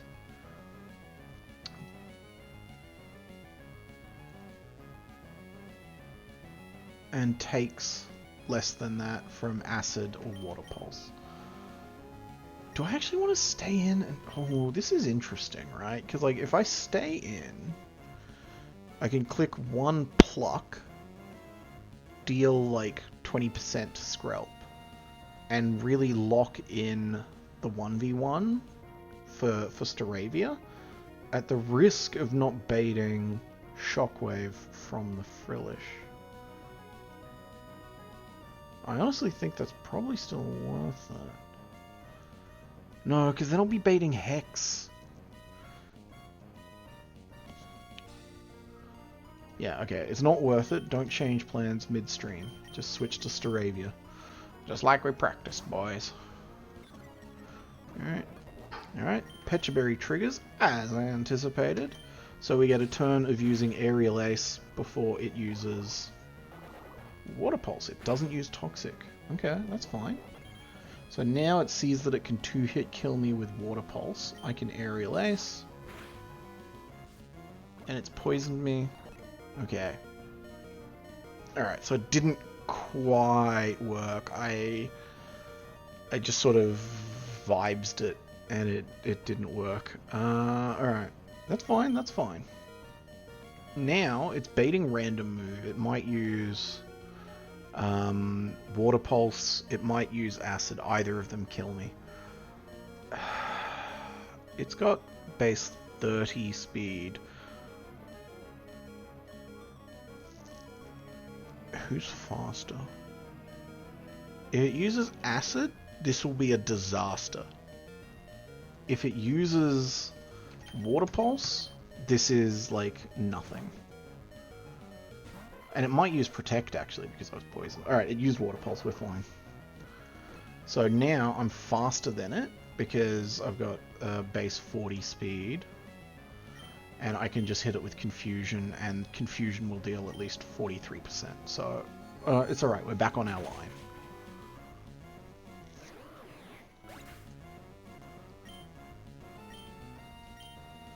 Alright, and now Execute should hopefully duel Tortuga. Tortuga sees that it's almost definitely dealing the most damage with Ancient Power. And Tortuga is slower than me. I'm almost tempted to like take the turn to paralyze it, but I would rather just click Bullet Seed and... would I? Yes. So the Rindoberry procs, but I think Rindoberry only like triggers for the first hit of Bullet Seed. We'll see, based on like how much the... yeah, Rindoberry dealt, like reduced the damage, and then when we look, subsequent hit did more. Yeah, okay, cool. So that was 3 hits, and it only used Mud Shot for speed control, so that's actually really good. Just don't get the Omni Boost, please. No Omni Boost. Okay, so Execute does win this duel now, even with the... Alright, cool. 1 grunt win. So, full health Fanfi can switch in and duel Marianne. So the Toxic gets healed off with the Pecha. And the speed drop from that means that now I can use a second Bulldoze and KO. Frillish comes out. Fanfi is on super high HP. Frillish looks at it and goes like, what's the most damage I can deal to you? Water Pulse deals more than half. I'm using Water Pulse. So it's going to click Water Pulse for sure. 1,000,000%. Seafoam is high enough that it can eat this Water Pulse without blinking. So the Water Pulse comes in, and now it looks and it's like, how do I kill this? And it looks and it goes, Shockwave will kill this. There's actually a small chance that it uses Hex. What we're going to do is just assume that it doesn't, because I did a lot of work to get here. So it's going to be nice to me, and this is going to be a Water Pulse that doesn't, the Shockwave that doesn't paralyze me. Great.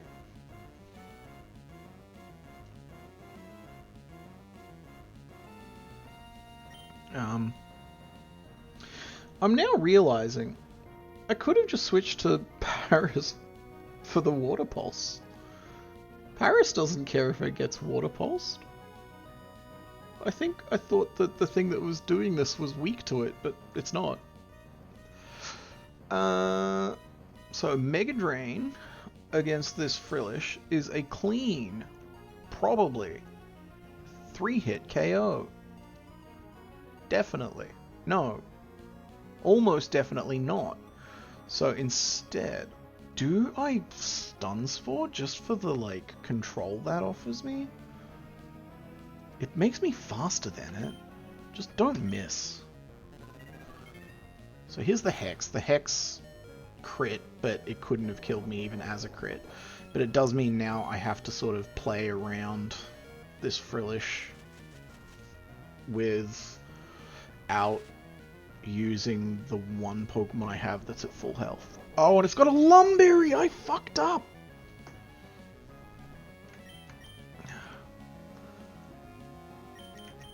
Oh, shit!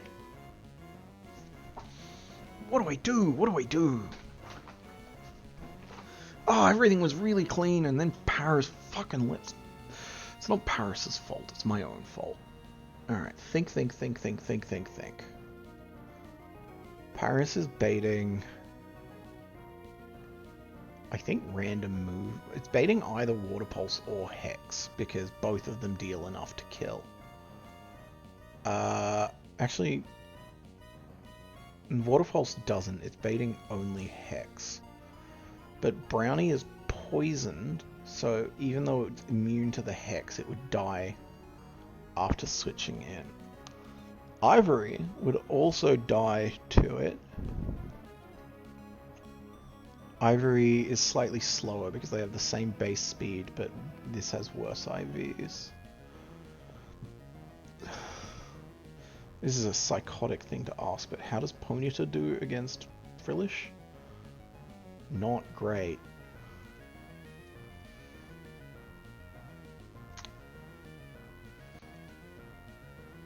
Paris definitely dies here if it stays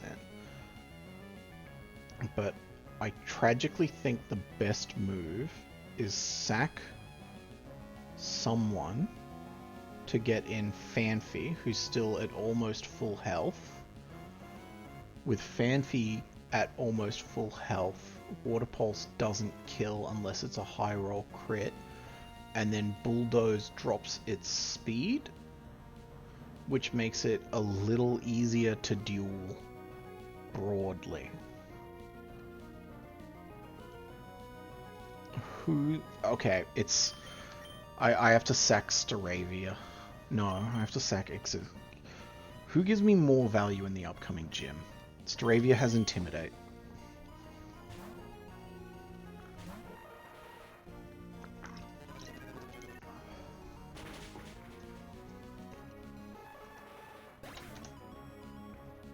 Okay, cool. So now Fanfi comes in. Fanfi's nice and high, so it's not going to take as much damage as could be a problem from this Water Pulse. And it's faster anyway, so the Bulldoze gets out, even if this confuses me. And I don't care if it confuses me, because like I was going to have to deal with that anyway. Now, I am baiting either Water Pulse or Hex, both of them kill. I really want this to be Water Pulse. Like, I need this to be Water Pulse. It's Hex.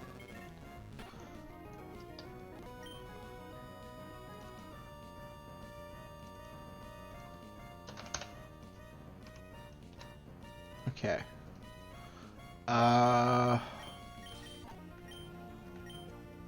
I think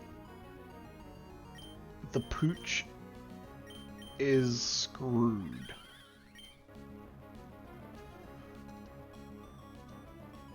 Aerial Ace deals like 30 to 40.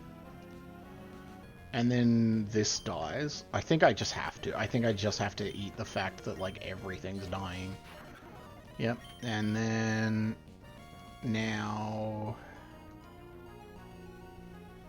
Pluck deals 20 to 30, Bulldoze deals 28 to 34, so now we switch back to this and just hope that Bulldoze kills. Okay, that was rough, but I'm not actually too torn up about it, because at least it was like something I was analyzing and trying to understand.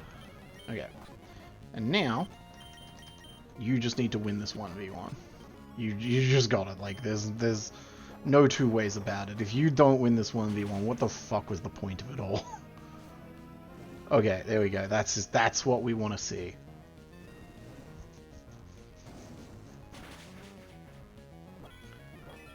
Alright, and now, yes, you've got speed boost, but you're burned. So this rollout is, sure, it's stronger, but also it's weaker because of the burn. So Ember, so I don't have to deal with another Rocky Helmet proc, and we're done. Okay. Look, frankly, I'm okay with it. That could have gone so much worse after I didn't respect the Frillish. I thought that other stuff was going to be like the real challenge there, but no, that thing is like bulky, and I didn't have like a good way to hit it super effectively, so it just became like a problem when it's like late enough in the fight that everything's like low. But I handled it okay, I reckon, all told. Like, better players wouldn't lose 3 Pokemon before the first gym, but, you know, I'm not that player yet. That's why I'm doing this, to learn and get there. So, now, I've got a new level cap, so let's take everybody and level them up.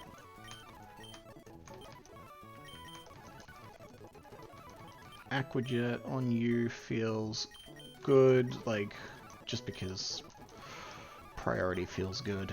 Charm instead of Growl, I think it's worth. even though it's got less PP, because it's priority. Bounce, sure. I don't love that it's imperfect accuracy, but I do love that it's like decent damage. Water Pulse, I mean, you can actually do without that, thanks, because you're not good special attack. Fake Out, now that's a move. I'll replace Growl on you, sure. You get to evolve, so now you're actually, like, maybe useful instead of complete Mondo garbage. And you get Clear Smog, which eliminates all stat changes and deals damage, and is perfect accuracy. Come here, baby girl. Alright, cool. Nice, nice, nice. We're building up some resources here. Let's get everyone else to level 21 as well. I wonder what kind of Hitmon I'm gonna get.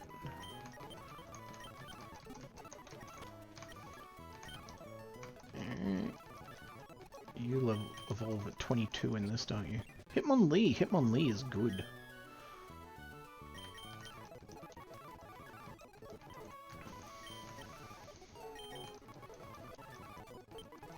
You don't need bounce.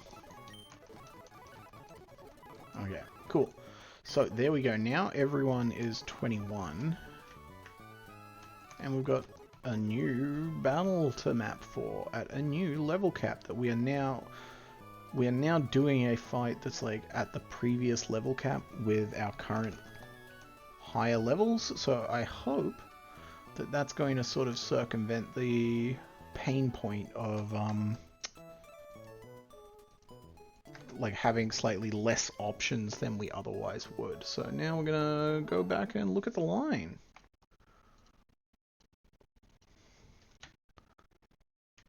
And the battle is this one, isn't it?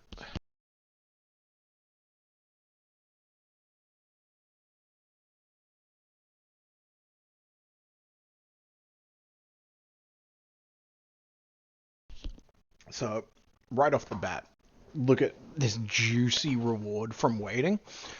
Double Kick is a clean one-hit KO, and Hitmonlee is faster.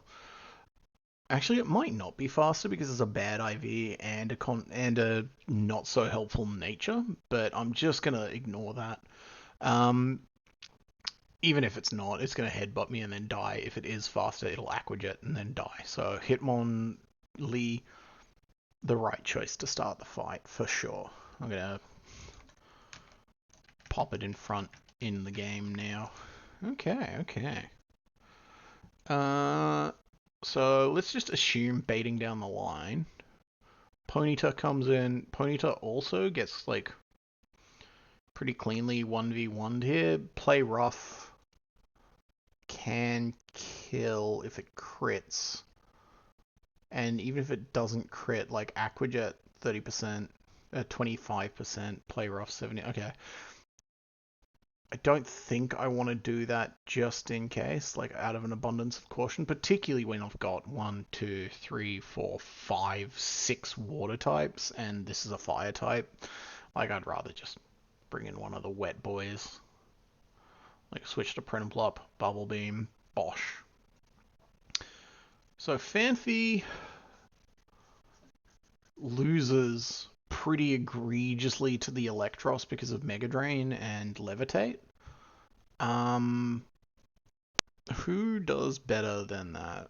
Ponyta does better than that. Mega Drain does nothing. Shockwave, like, can't kill after the first Super Fang. So, yeah, Ponyta, I've got to write these down.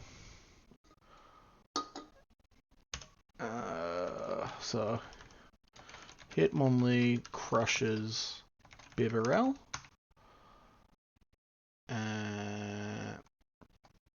Water type beat Ponyta.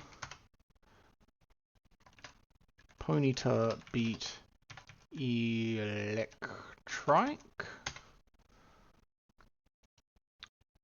Then after that, we got Fletchinder beat Sunflora. Fletchinder beat Sunflora, and then Dustox also loses to Fletchinder.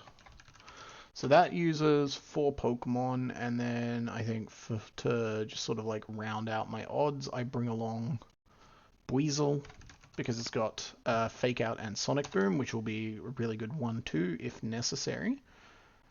And Fanfi feels like it's pretty good generally, but not here, because like Levitate, Type Advantage, Status. It's got Roost too.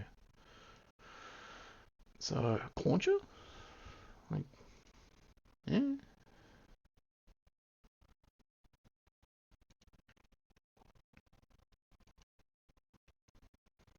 Yeah. Seadra? Actually, yeah, Seadra. Seadra. Oh yeah. Step 1, go back to the game. Step 2, bring the Pokemon you want to use to win. Prinplup, yes. Clauncher, no. Seadra, yes. Surskit, no. Ponyta, yes. Fanfi, on this instance, no. Alright, so that is the 6 Pokemon I want. Now, who's beating the... Ponyta is beating the Electrike, right?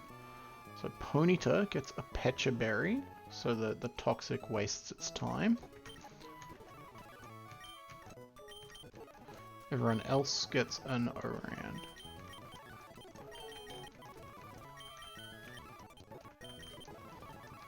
Okay, save. Alright. Hit. Let's do my checklist. Got the right mods. Got the right lead. Got the right items. Got the right stream. And everyone is at full health. So, let's go do a bit of an easier one.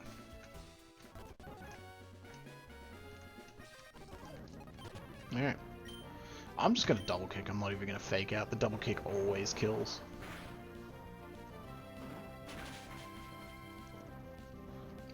Clean. Alright. Ponyta. Ponyta loses to water type. And the water type in this instance is Seafoam. So, Bubble Beam kills. Baits Electrike. Strawberry can switch in, heal off that Toxic. And then Flame Wheel. And crit, that's kind of nice. And then Flame Wheel again. And once more for a bag of potato chips. Done. Dustox comes out next. That's not actually what I expected, but that's okay.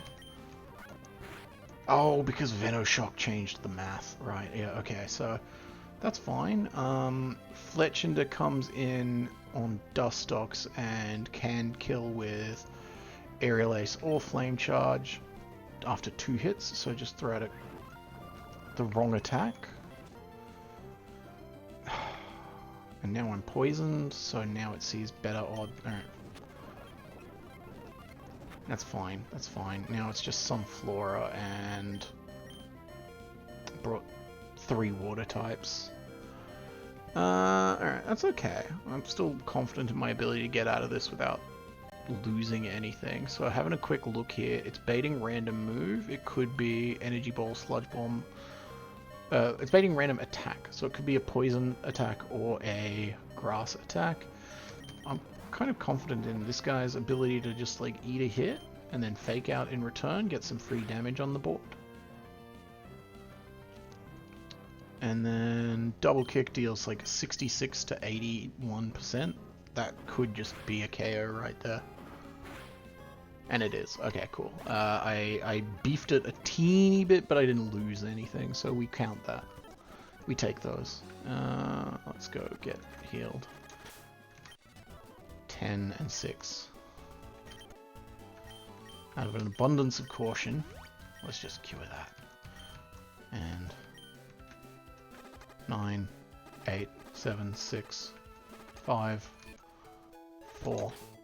Double check my count. Yep, we're good. That also means if I hadn't used the other Pecha Berry, it would have died. I think. I actually don't know if in this mod it like heals you. Some mods do that where you just like lose the poison status once you get to 1 HP on poison in the overworld. I'm not testing it. Not yet. Okay, cool. So now we have a new encounter from that. Let me just have a gander. Where is this called again? Where am I? Who am I? 110. Alright, Route 110. So yeah, this is the electric patch of grass. It's going to be something that can zap me. I'm just going to go get Fanfi.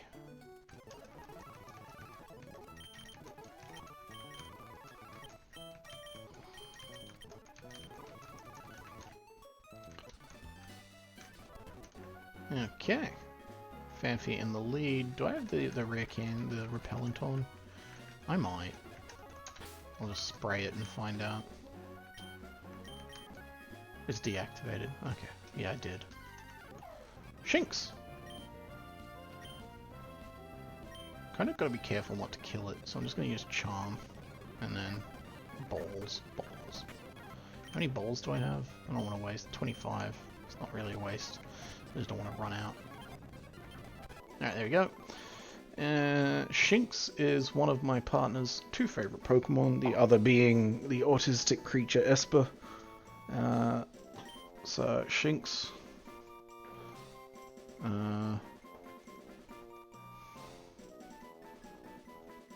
What's a nice color for something?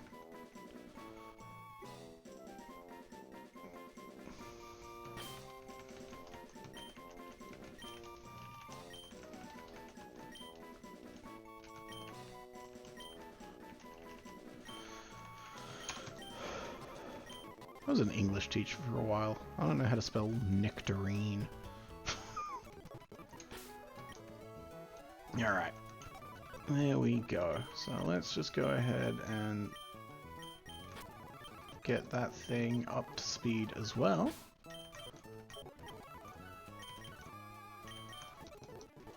Nuzzle. Yes, please.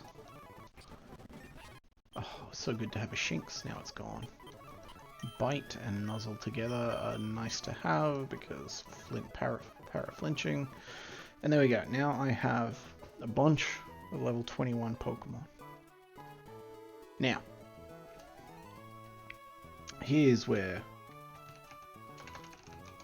we really open up our brain space.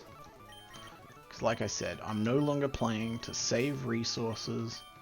I'm not playing for the long game that I can't get to yet.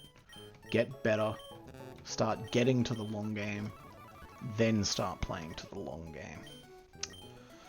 There are precious few rare candies in this game. Unlike the infinite candy, these take me over the level cap.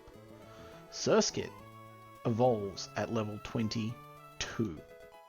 So by using this, I give myself a Pokemon that quad resists the upcoming fighting type gym and gives me a much needed Intimidate after I had to sack Staravia to the Team Aqua Grunts.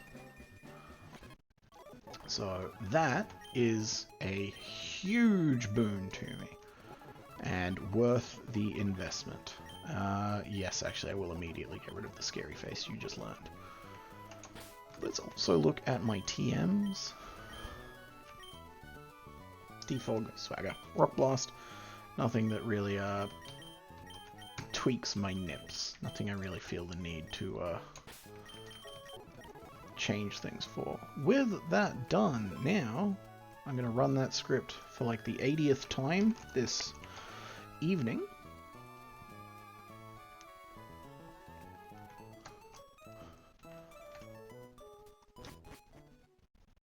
Change the channel and delete all the old instances of these guys because we've got a few new things to consider.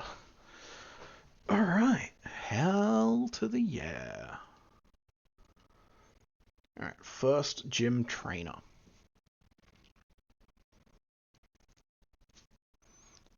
The Riolu is absolutely mollywopped by Masquerain. It can do basically nothing in return. It would need to get a paralysis off its body slam and then like hit several with me being fully parried to have a chance of winning. The Stuff Fuel also doesn't get much like of a chance. Then the Mankey comes in. By the time the Mankey comes in, I need like all of the rest of the guys to help out. But I can then just fake out into double hit. So I feel pretty comfortable saying Gym 1, all I really need is Masquerain and Hitmonlee. So everyone's fully healed. Let's go down to Juford. And I'm actually going to like lock in that plan by giving Masquerain a cherry berry, to negate paralysis instead. That feels like some decent value on the streets. This Luxio does not have a complementary nature or IVs, but what it does have is a complementary ability. So I'm not gonna be upset about that.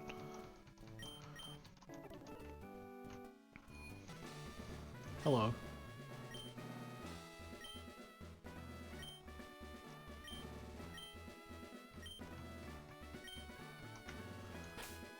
I thought you said something different. You must say something different when I walk past you because that triggers a flag. Yeah, there we go.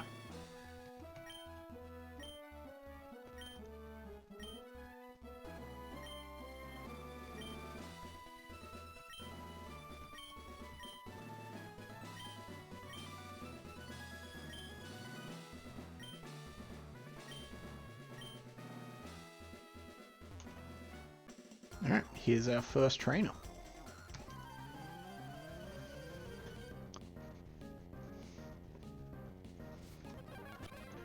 Yep. So Gust hits super effectively, always 2 shots, or crits and 1 shots. Thank you. Gust hits super effectively, always 2 shots, even through the citrus berry. And we took a cherry berry so that if we did get paralyzed by a body slam, it didn't matter. We still 2 shot. Alright, now Mankey comes in. Mankey doesn't see any possible KO. Even a crit max roll outrage doesn't quite KO in these conditions. So I am just going to Gust. And it just dies, I guess. Nice. Oh yeah, that was tough. Now because we're in a gym, I thought oh, you get fully healed at the start. I know that, I believe Dexa, when Dexa says your Pokemon are always fully healed, it means you can't use like pre-damage or pre-status strats. You have to like face it on even ground. I'm a big scaredy coward. I'm gonna heal anyway. Alright, now let's have a look at the calc for our next battle. We have a Galarian Farfetch'd with a Citrus Berry and Inner Focus, so Intimidate will not drop its attack, and it will heal. And then we have a Heracross with Pin Missile and Rock Smash. Dual Wing Beat could crit, but I think both hits of the Wing Beats would need to crit. Aerial Ace from Fletchender might just like one-shot it, so I'm going to lead with Fletchender here.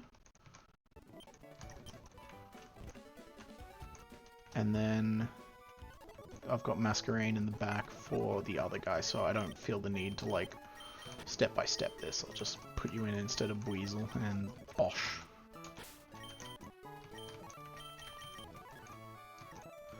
Alright, so Dawn is in front. Everyone's now holding an Oran Berry.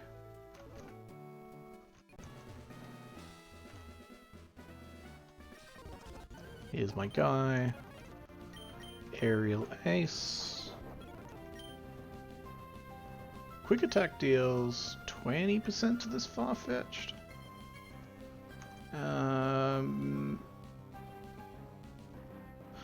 Oh, If only I had some way of knowing.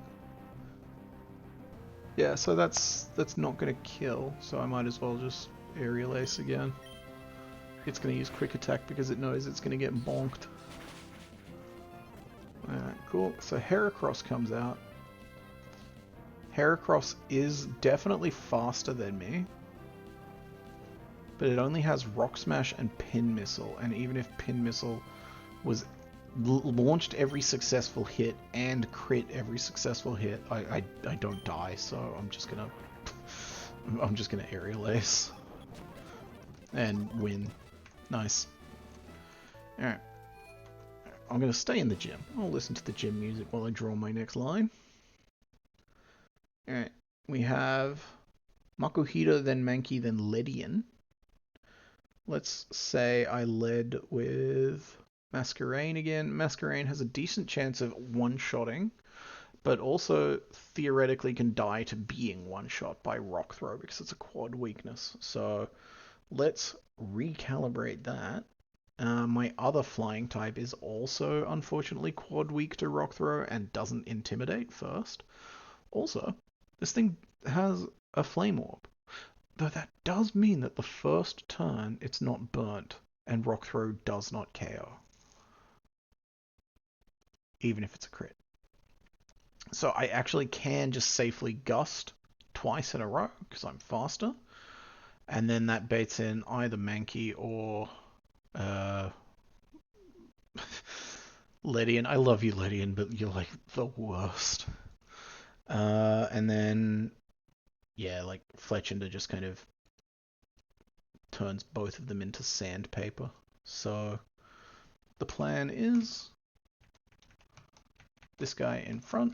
I'm going to do it. I'm going to be brave and not heal because I'm going to trust the game that every match will heal me before when it like launches in. And if it's lying, I'll just be pissed. Yep, look at that, fully healed. Okay, cool. So turn 1, Gust. Small chance. Fake Out. I forgot it had Fake Out. That's okay. Oh, it is burnt now, though. It's no longer okay.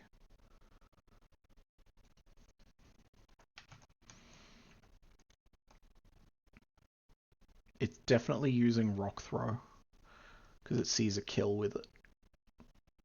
So now it... Oh, it used Bullet Punch? I guess because it saw that it could die to Gust?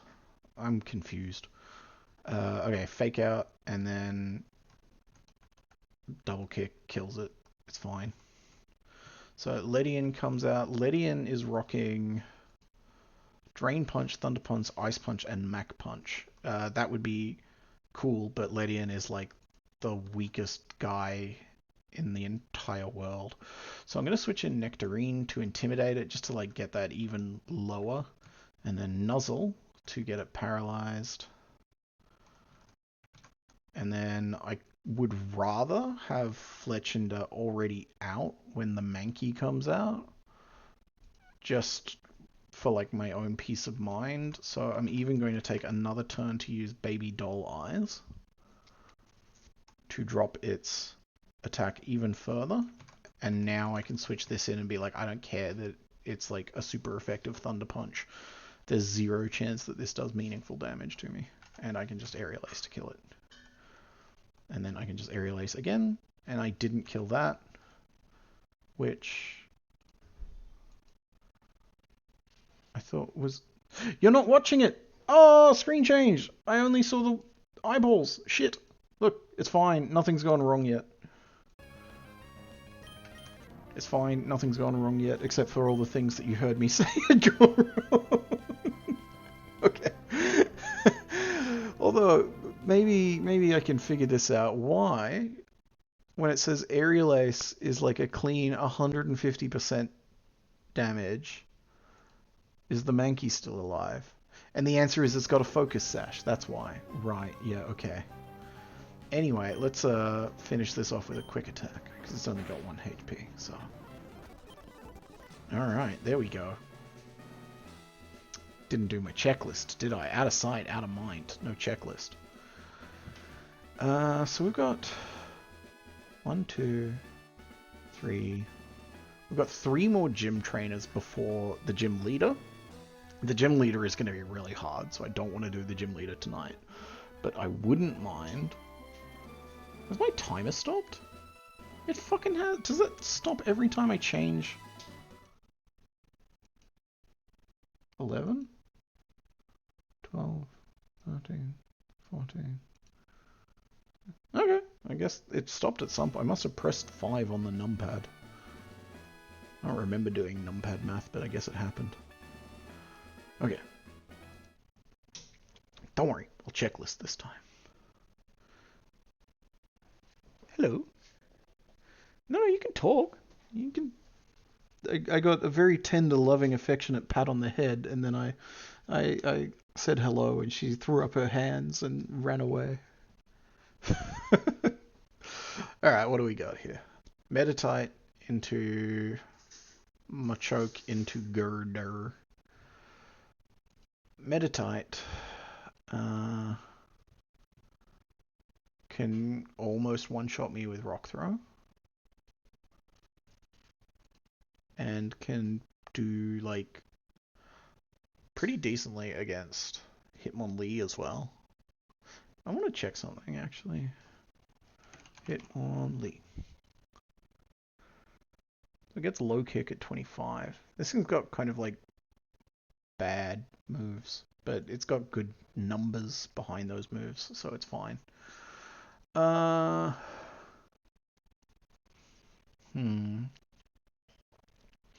the what's a Cobra Berry?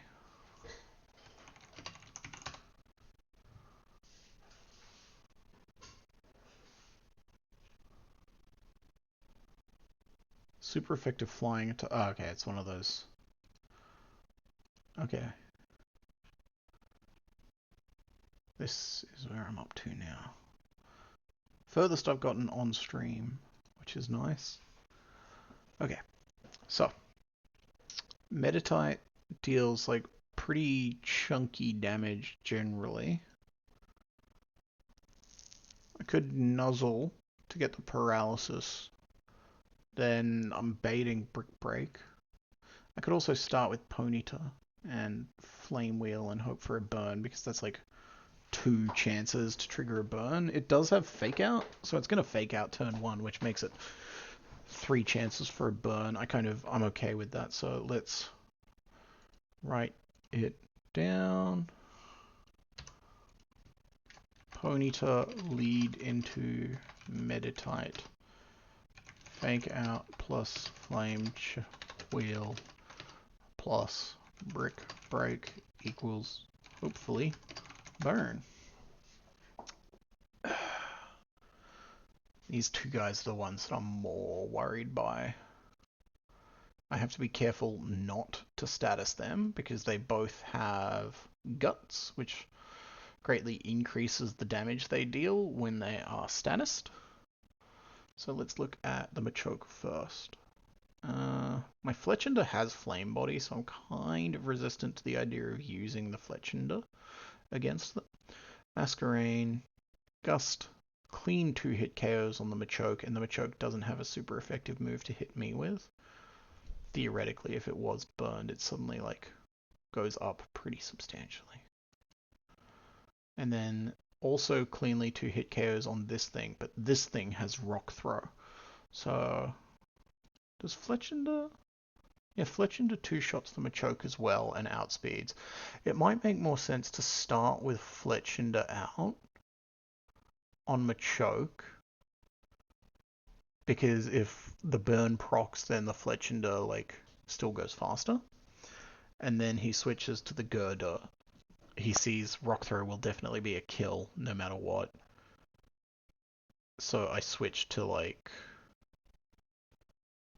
this guy who resists the Rock Throw, and then he like sees something else does more damage and he uses that. Like low sweep. So do I have Fanfi on me? No, I don't. I've got to go get Fanfi. Change back to this when you do inputs in the game, please. Alright, this makes sense to me.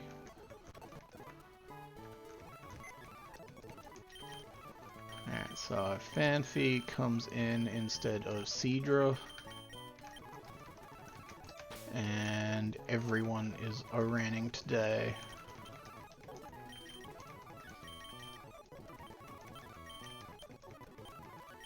Everyone has O-ranned.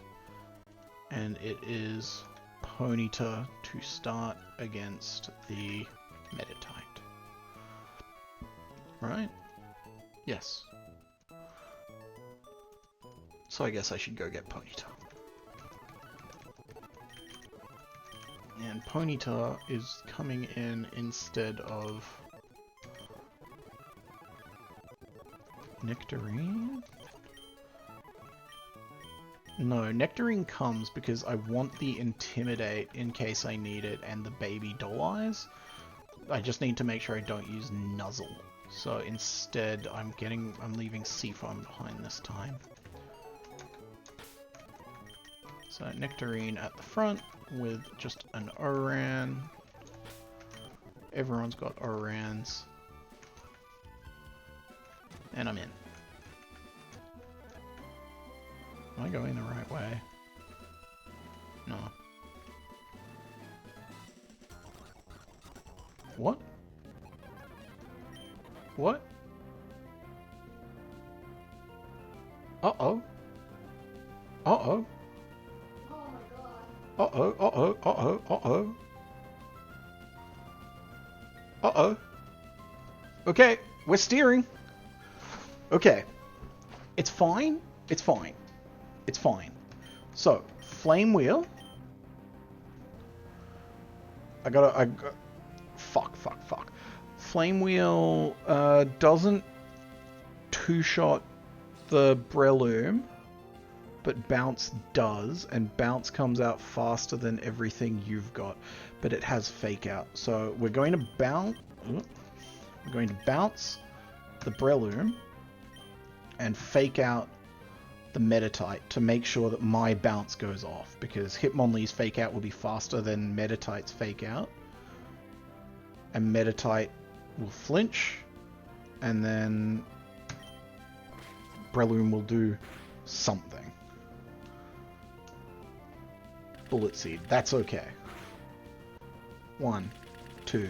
Maybe it's not okay.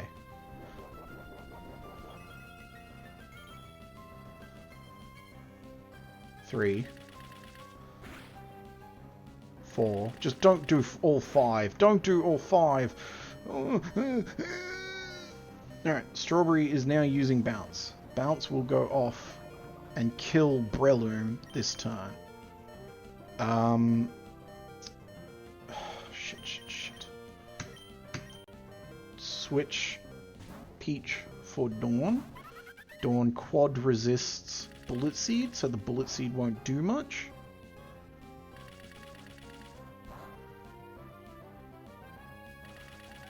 You know, that can only hit twice. You can make that just hit 2 times. It doesn't need to hit 5. It doesn't need to hit 5. It didn't need to hit 5. The Bounce will one-shot the Breloom. No effect Spore Pluck, please. Or do you have Technician? You probably have Technician. Okay, you Rock Throw and you kill Dawn. Fuck!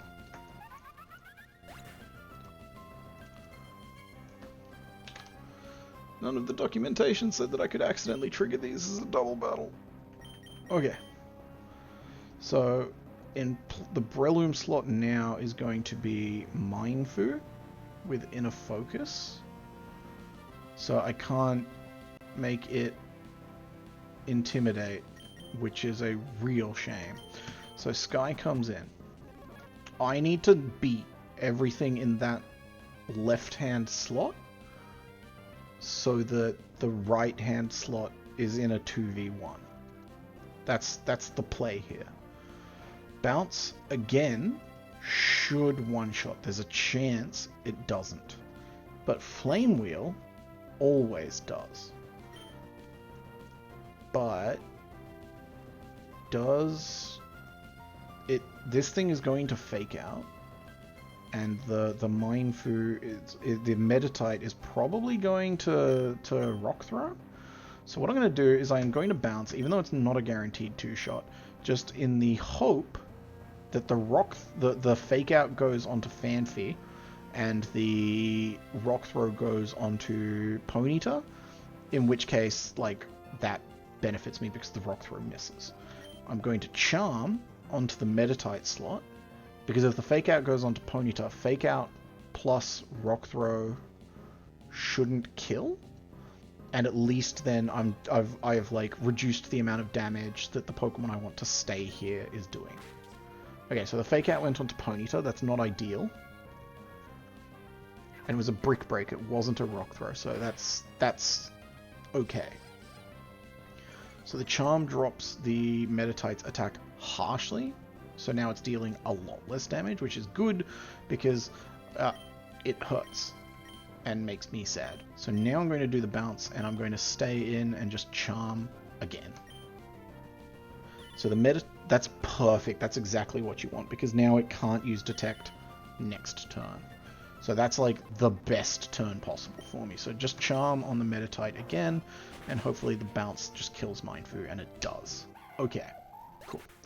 So now I get the attack drop again on Meditite, and Meditite should be dealing minimal damage after this attack drop.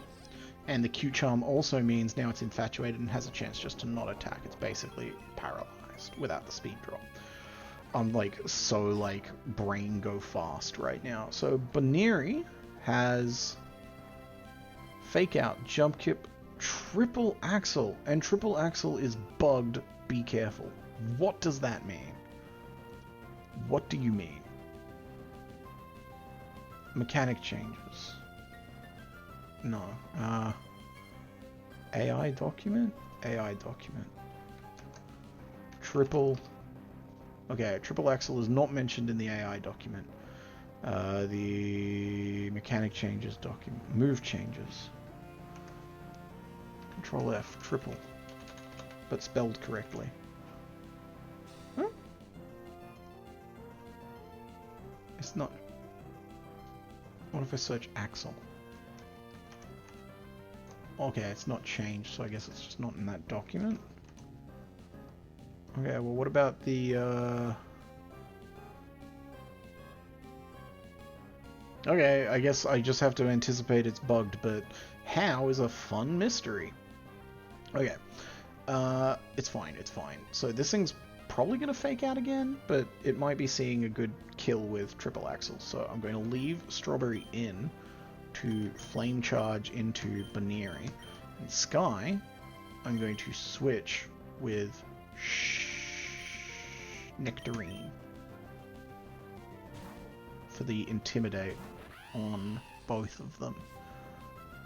Because now Meditite's at -5 and Baneri's at -1, so this like shores up. 1, 2, 3. Wait, that functioned like I thought it would. I don't get it. That's fine. This should do like fuck all damage. Yep. Flame Wheel into Baneri again, and you are just gonna nuzzle the Meditite to paralyze. I just want to like stack. I don't have to think about your effects on the Meditite. Triple Axle procs my berry. Baneri died. Okay. This makes things a lot less scary from here, because for the rest of the battle is now a 2v1 in my favor. I've already like dropped that thing's attack to -5, so I'm just gonna click bounce on this end, and bite hits neutrally, spark also hits neutrally. Does one of them deal more than the other? Spark deals more because of stab. There's nothing else I'm forgetting. Spark might kill, which is what I want. Okay, you detected, which is annoying, but alright. The detect is actually really annoying. Baby Doll Eyes has priority in this, right? It does, yeah. So I don't want to use Nuzzle because whatever comes in is going to have guts. So I'm actually just going to use Bite, even though it's unideal. And I fucking missed. Alright.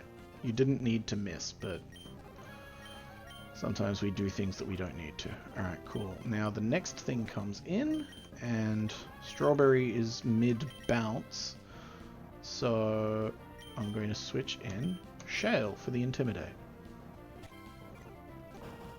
And the bounce hits, deals half.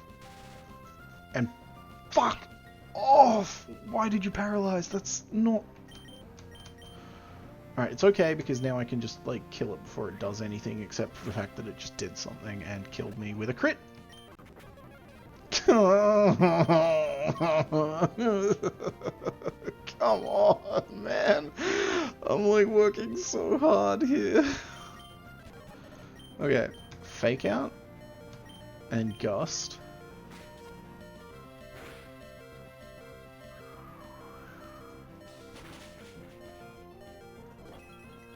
And then it flinches, and then double kick and also gust, and it doesn't have Mach Punch, so it can't kill me like the fucking Girder did. Oh. Okay.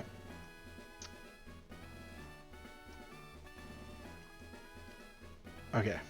So Strawberry and Dawn are both dead. That is both of my flame bodies that would have just been so nice for the gym leader, and like the potential to like inflict burn. Alright, we're up to 6 dead now because of that last minute Mach Punch crit onto my Ponyta. It's okay. Learning. I learned that that can be a double battle. Alright, I'm just gonna put Prinplup in and Seadra in. This is awkward. I've got like a very heavy tilt towards the water types again, which is to a degree unavoidable, but it's a shame that it's not my water types that have ever died. Now, just be careful that you don't walk right the fuck into another battle. I'm even going to chuck some berries on all my boys. If I do it, I have to commit to it, but I'm saving just to like... Alright, so this is where I went, and it was a double battle. How do I, like, not have that happen?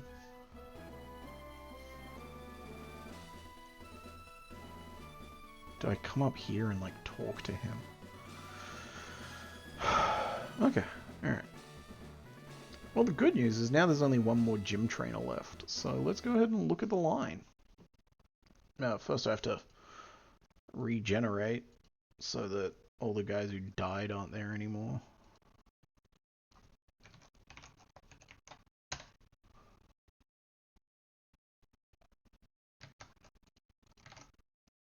Okay, so Kecleon first.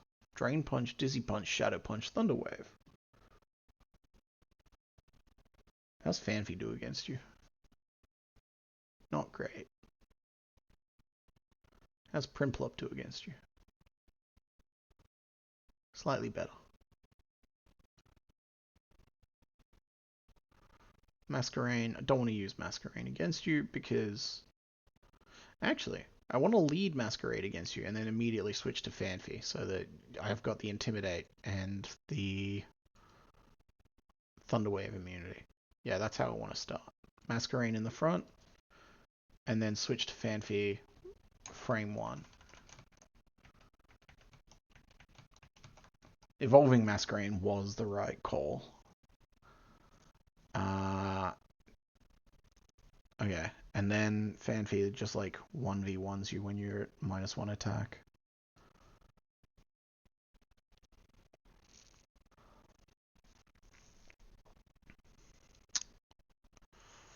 Golurk just like loses to Prinplup, unsurprisingly.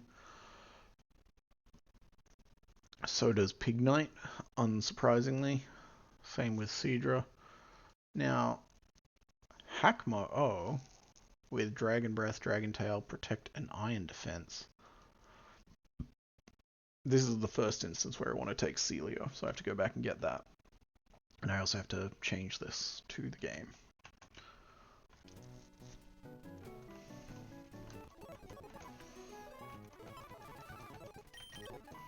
Yeah, Celio is coming in instead of Seadra. All 3 mono water types just sitting in there, and Celio needs an Oran Berry. No one else needs like a status berry or anything, it's fine. Okay, so this is the last gym trainer who's not the gym leader. So I come here, these two battled me. I come up here, let's just be really certain about this. Yes, this is Battle Girl Jocelyn, and she has Kecleon on lead. Yep, okay. Alright, there's the Intimidate. Switch frame 1 to Fanfi. Protean transformed you into the electric type because you used Thunder Wave. And now I can use Bulldoze and hit you super effectively. I actually forgot that that would play into this interaction, but I am not complaining. Now it's got -1 attack and -1 speed, and is changing to a fighting type. But fighting type, -1 attack. The Bulldoze is still gonna get me the rest of the way there. So Hakmo-O is now the next thing in, and Hakmo-O doesn't actually have a fighting type move, so this is not like switching into something super effective on me, and I can just Aura Beam to hit it super effectively. It can't one-hit KO, but it definitely 2 hits. Dragon Tail forces a switch, don't care, Ice Shard. Protect, don't care, Ice Shard. Don't care, Ice Shard, don't care, Ice Shard. Pignite.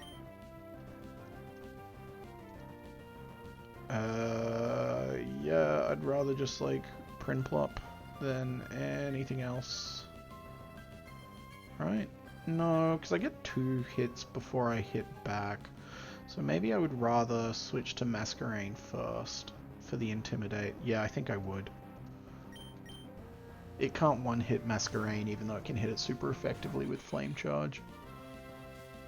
But the Intimidate just like makes it safer for me this turn. And now I can just Bubble Beam into Aqua Jet for the 2-shot. And now Golett is the last Pokemon. A Shadow Punch crit deals 60%. I'm okay. That's like an absolute max roll.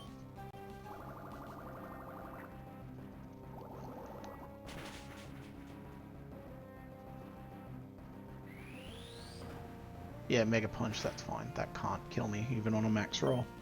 So I'm outspeeding you, and just Bubble Beam again gets the kill. Okay, that is Broly. I am not fighting him tonight. I need, like, a very solid amount of time to work out how to actually beat him. Broly's team is monstrous for, like, literally the first gym leader. He starts off with a legendary, Kubfu, with, like, near perfect type coverage, fighting, normal, psychic, dark. He has a Lot Bunny that uses Retaliate, which doubles its damage it deals when its ally has just been KO'd, and then it's got the Eject Pack, so it'll end up leaving and then doing that again. Combuskin has Speed Boost, so that it outspeeds you. Lumberry, so that you can't status it, and Work Up to boost its attacking stats. Hitmontop has Technician to boost its Mach Punch, as well as to boost its Fake Out, as well as to boost its Pursuit. Poliwhirl has perfect type coverage across Grass, Water, Ice, and Fighting.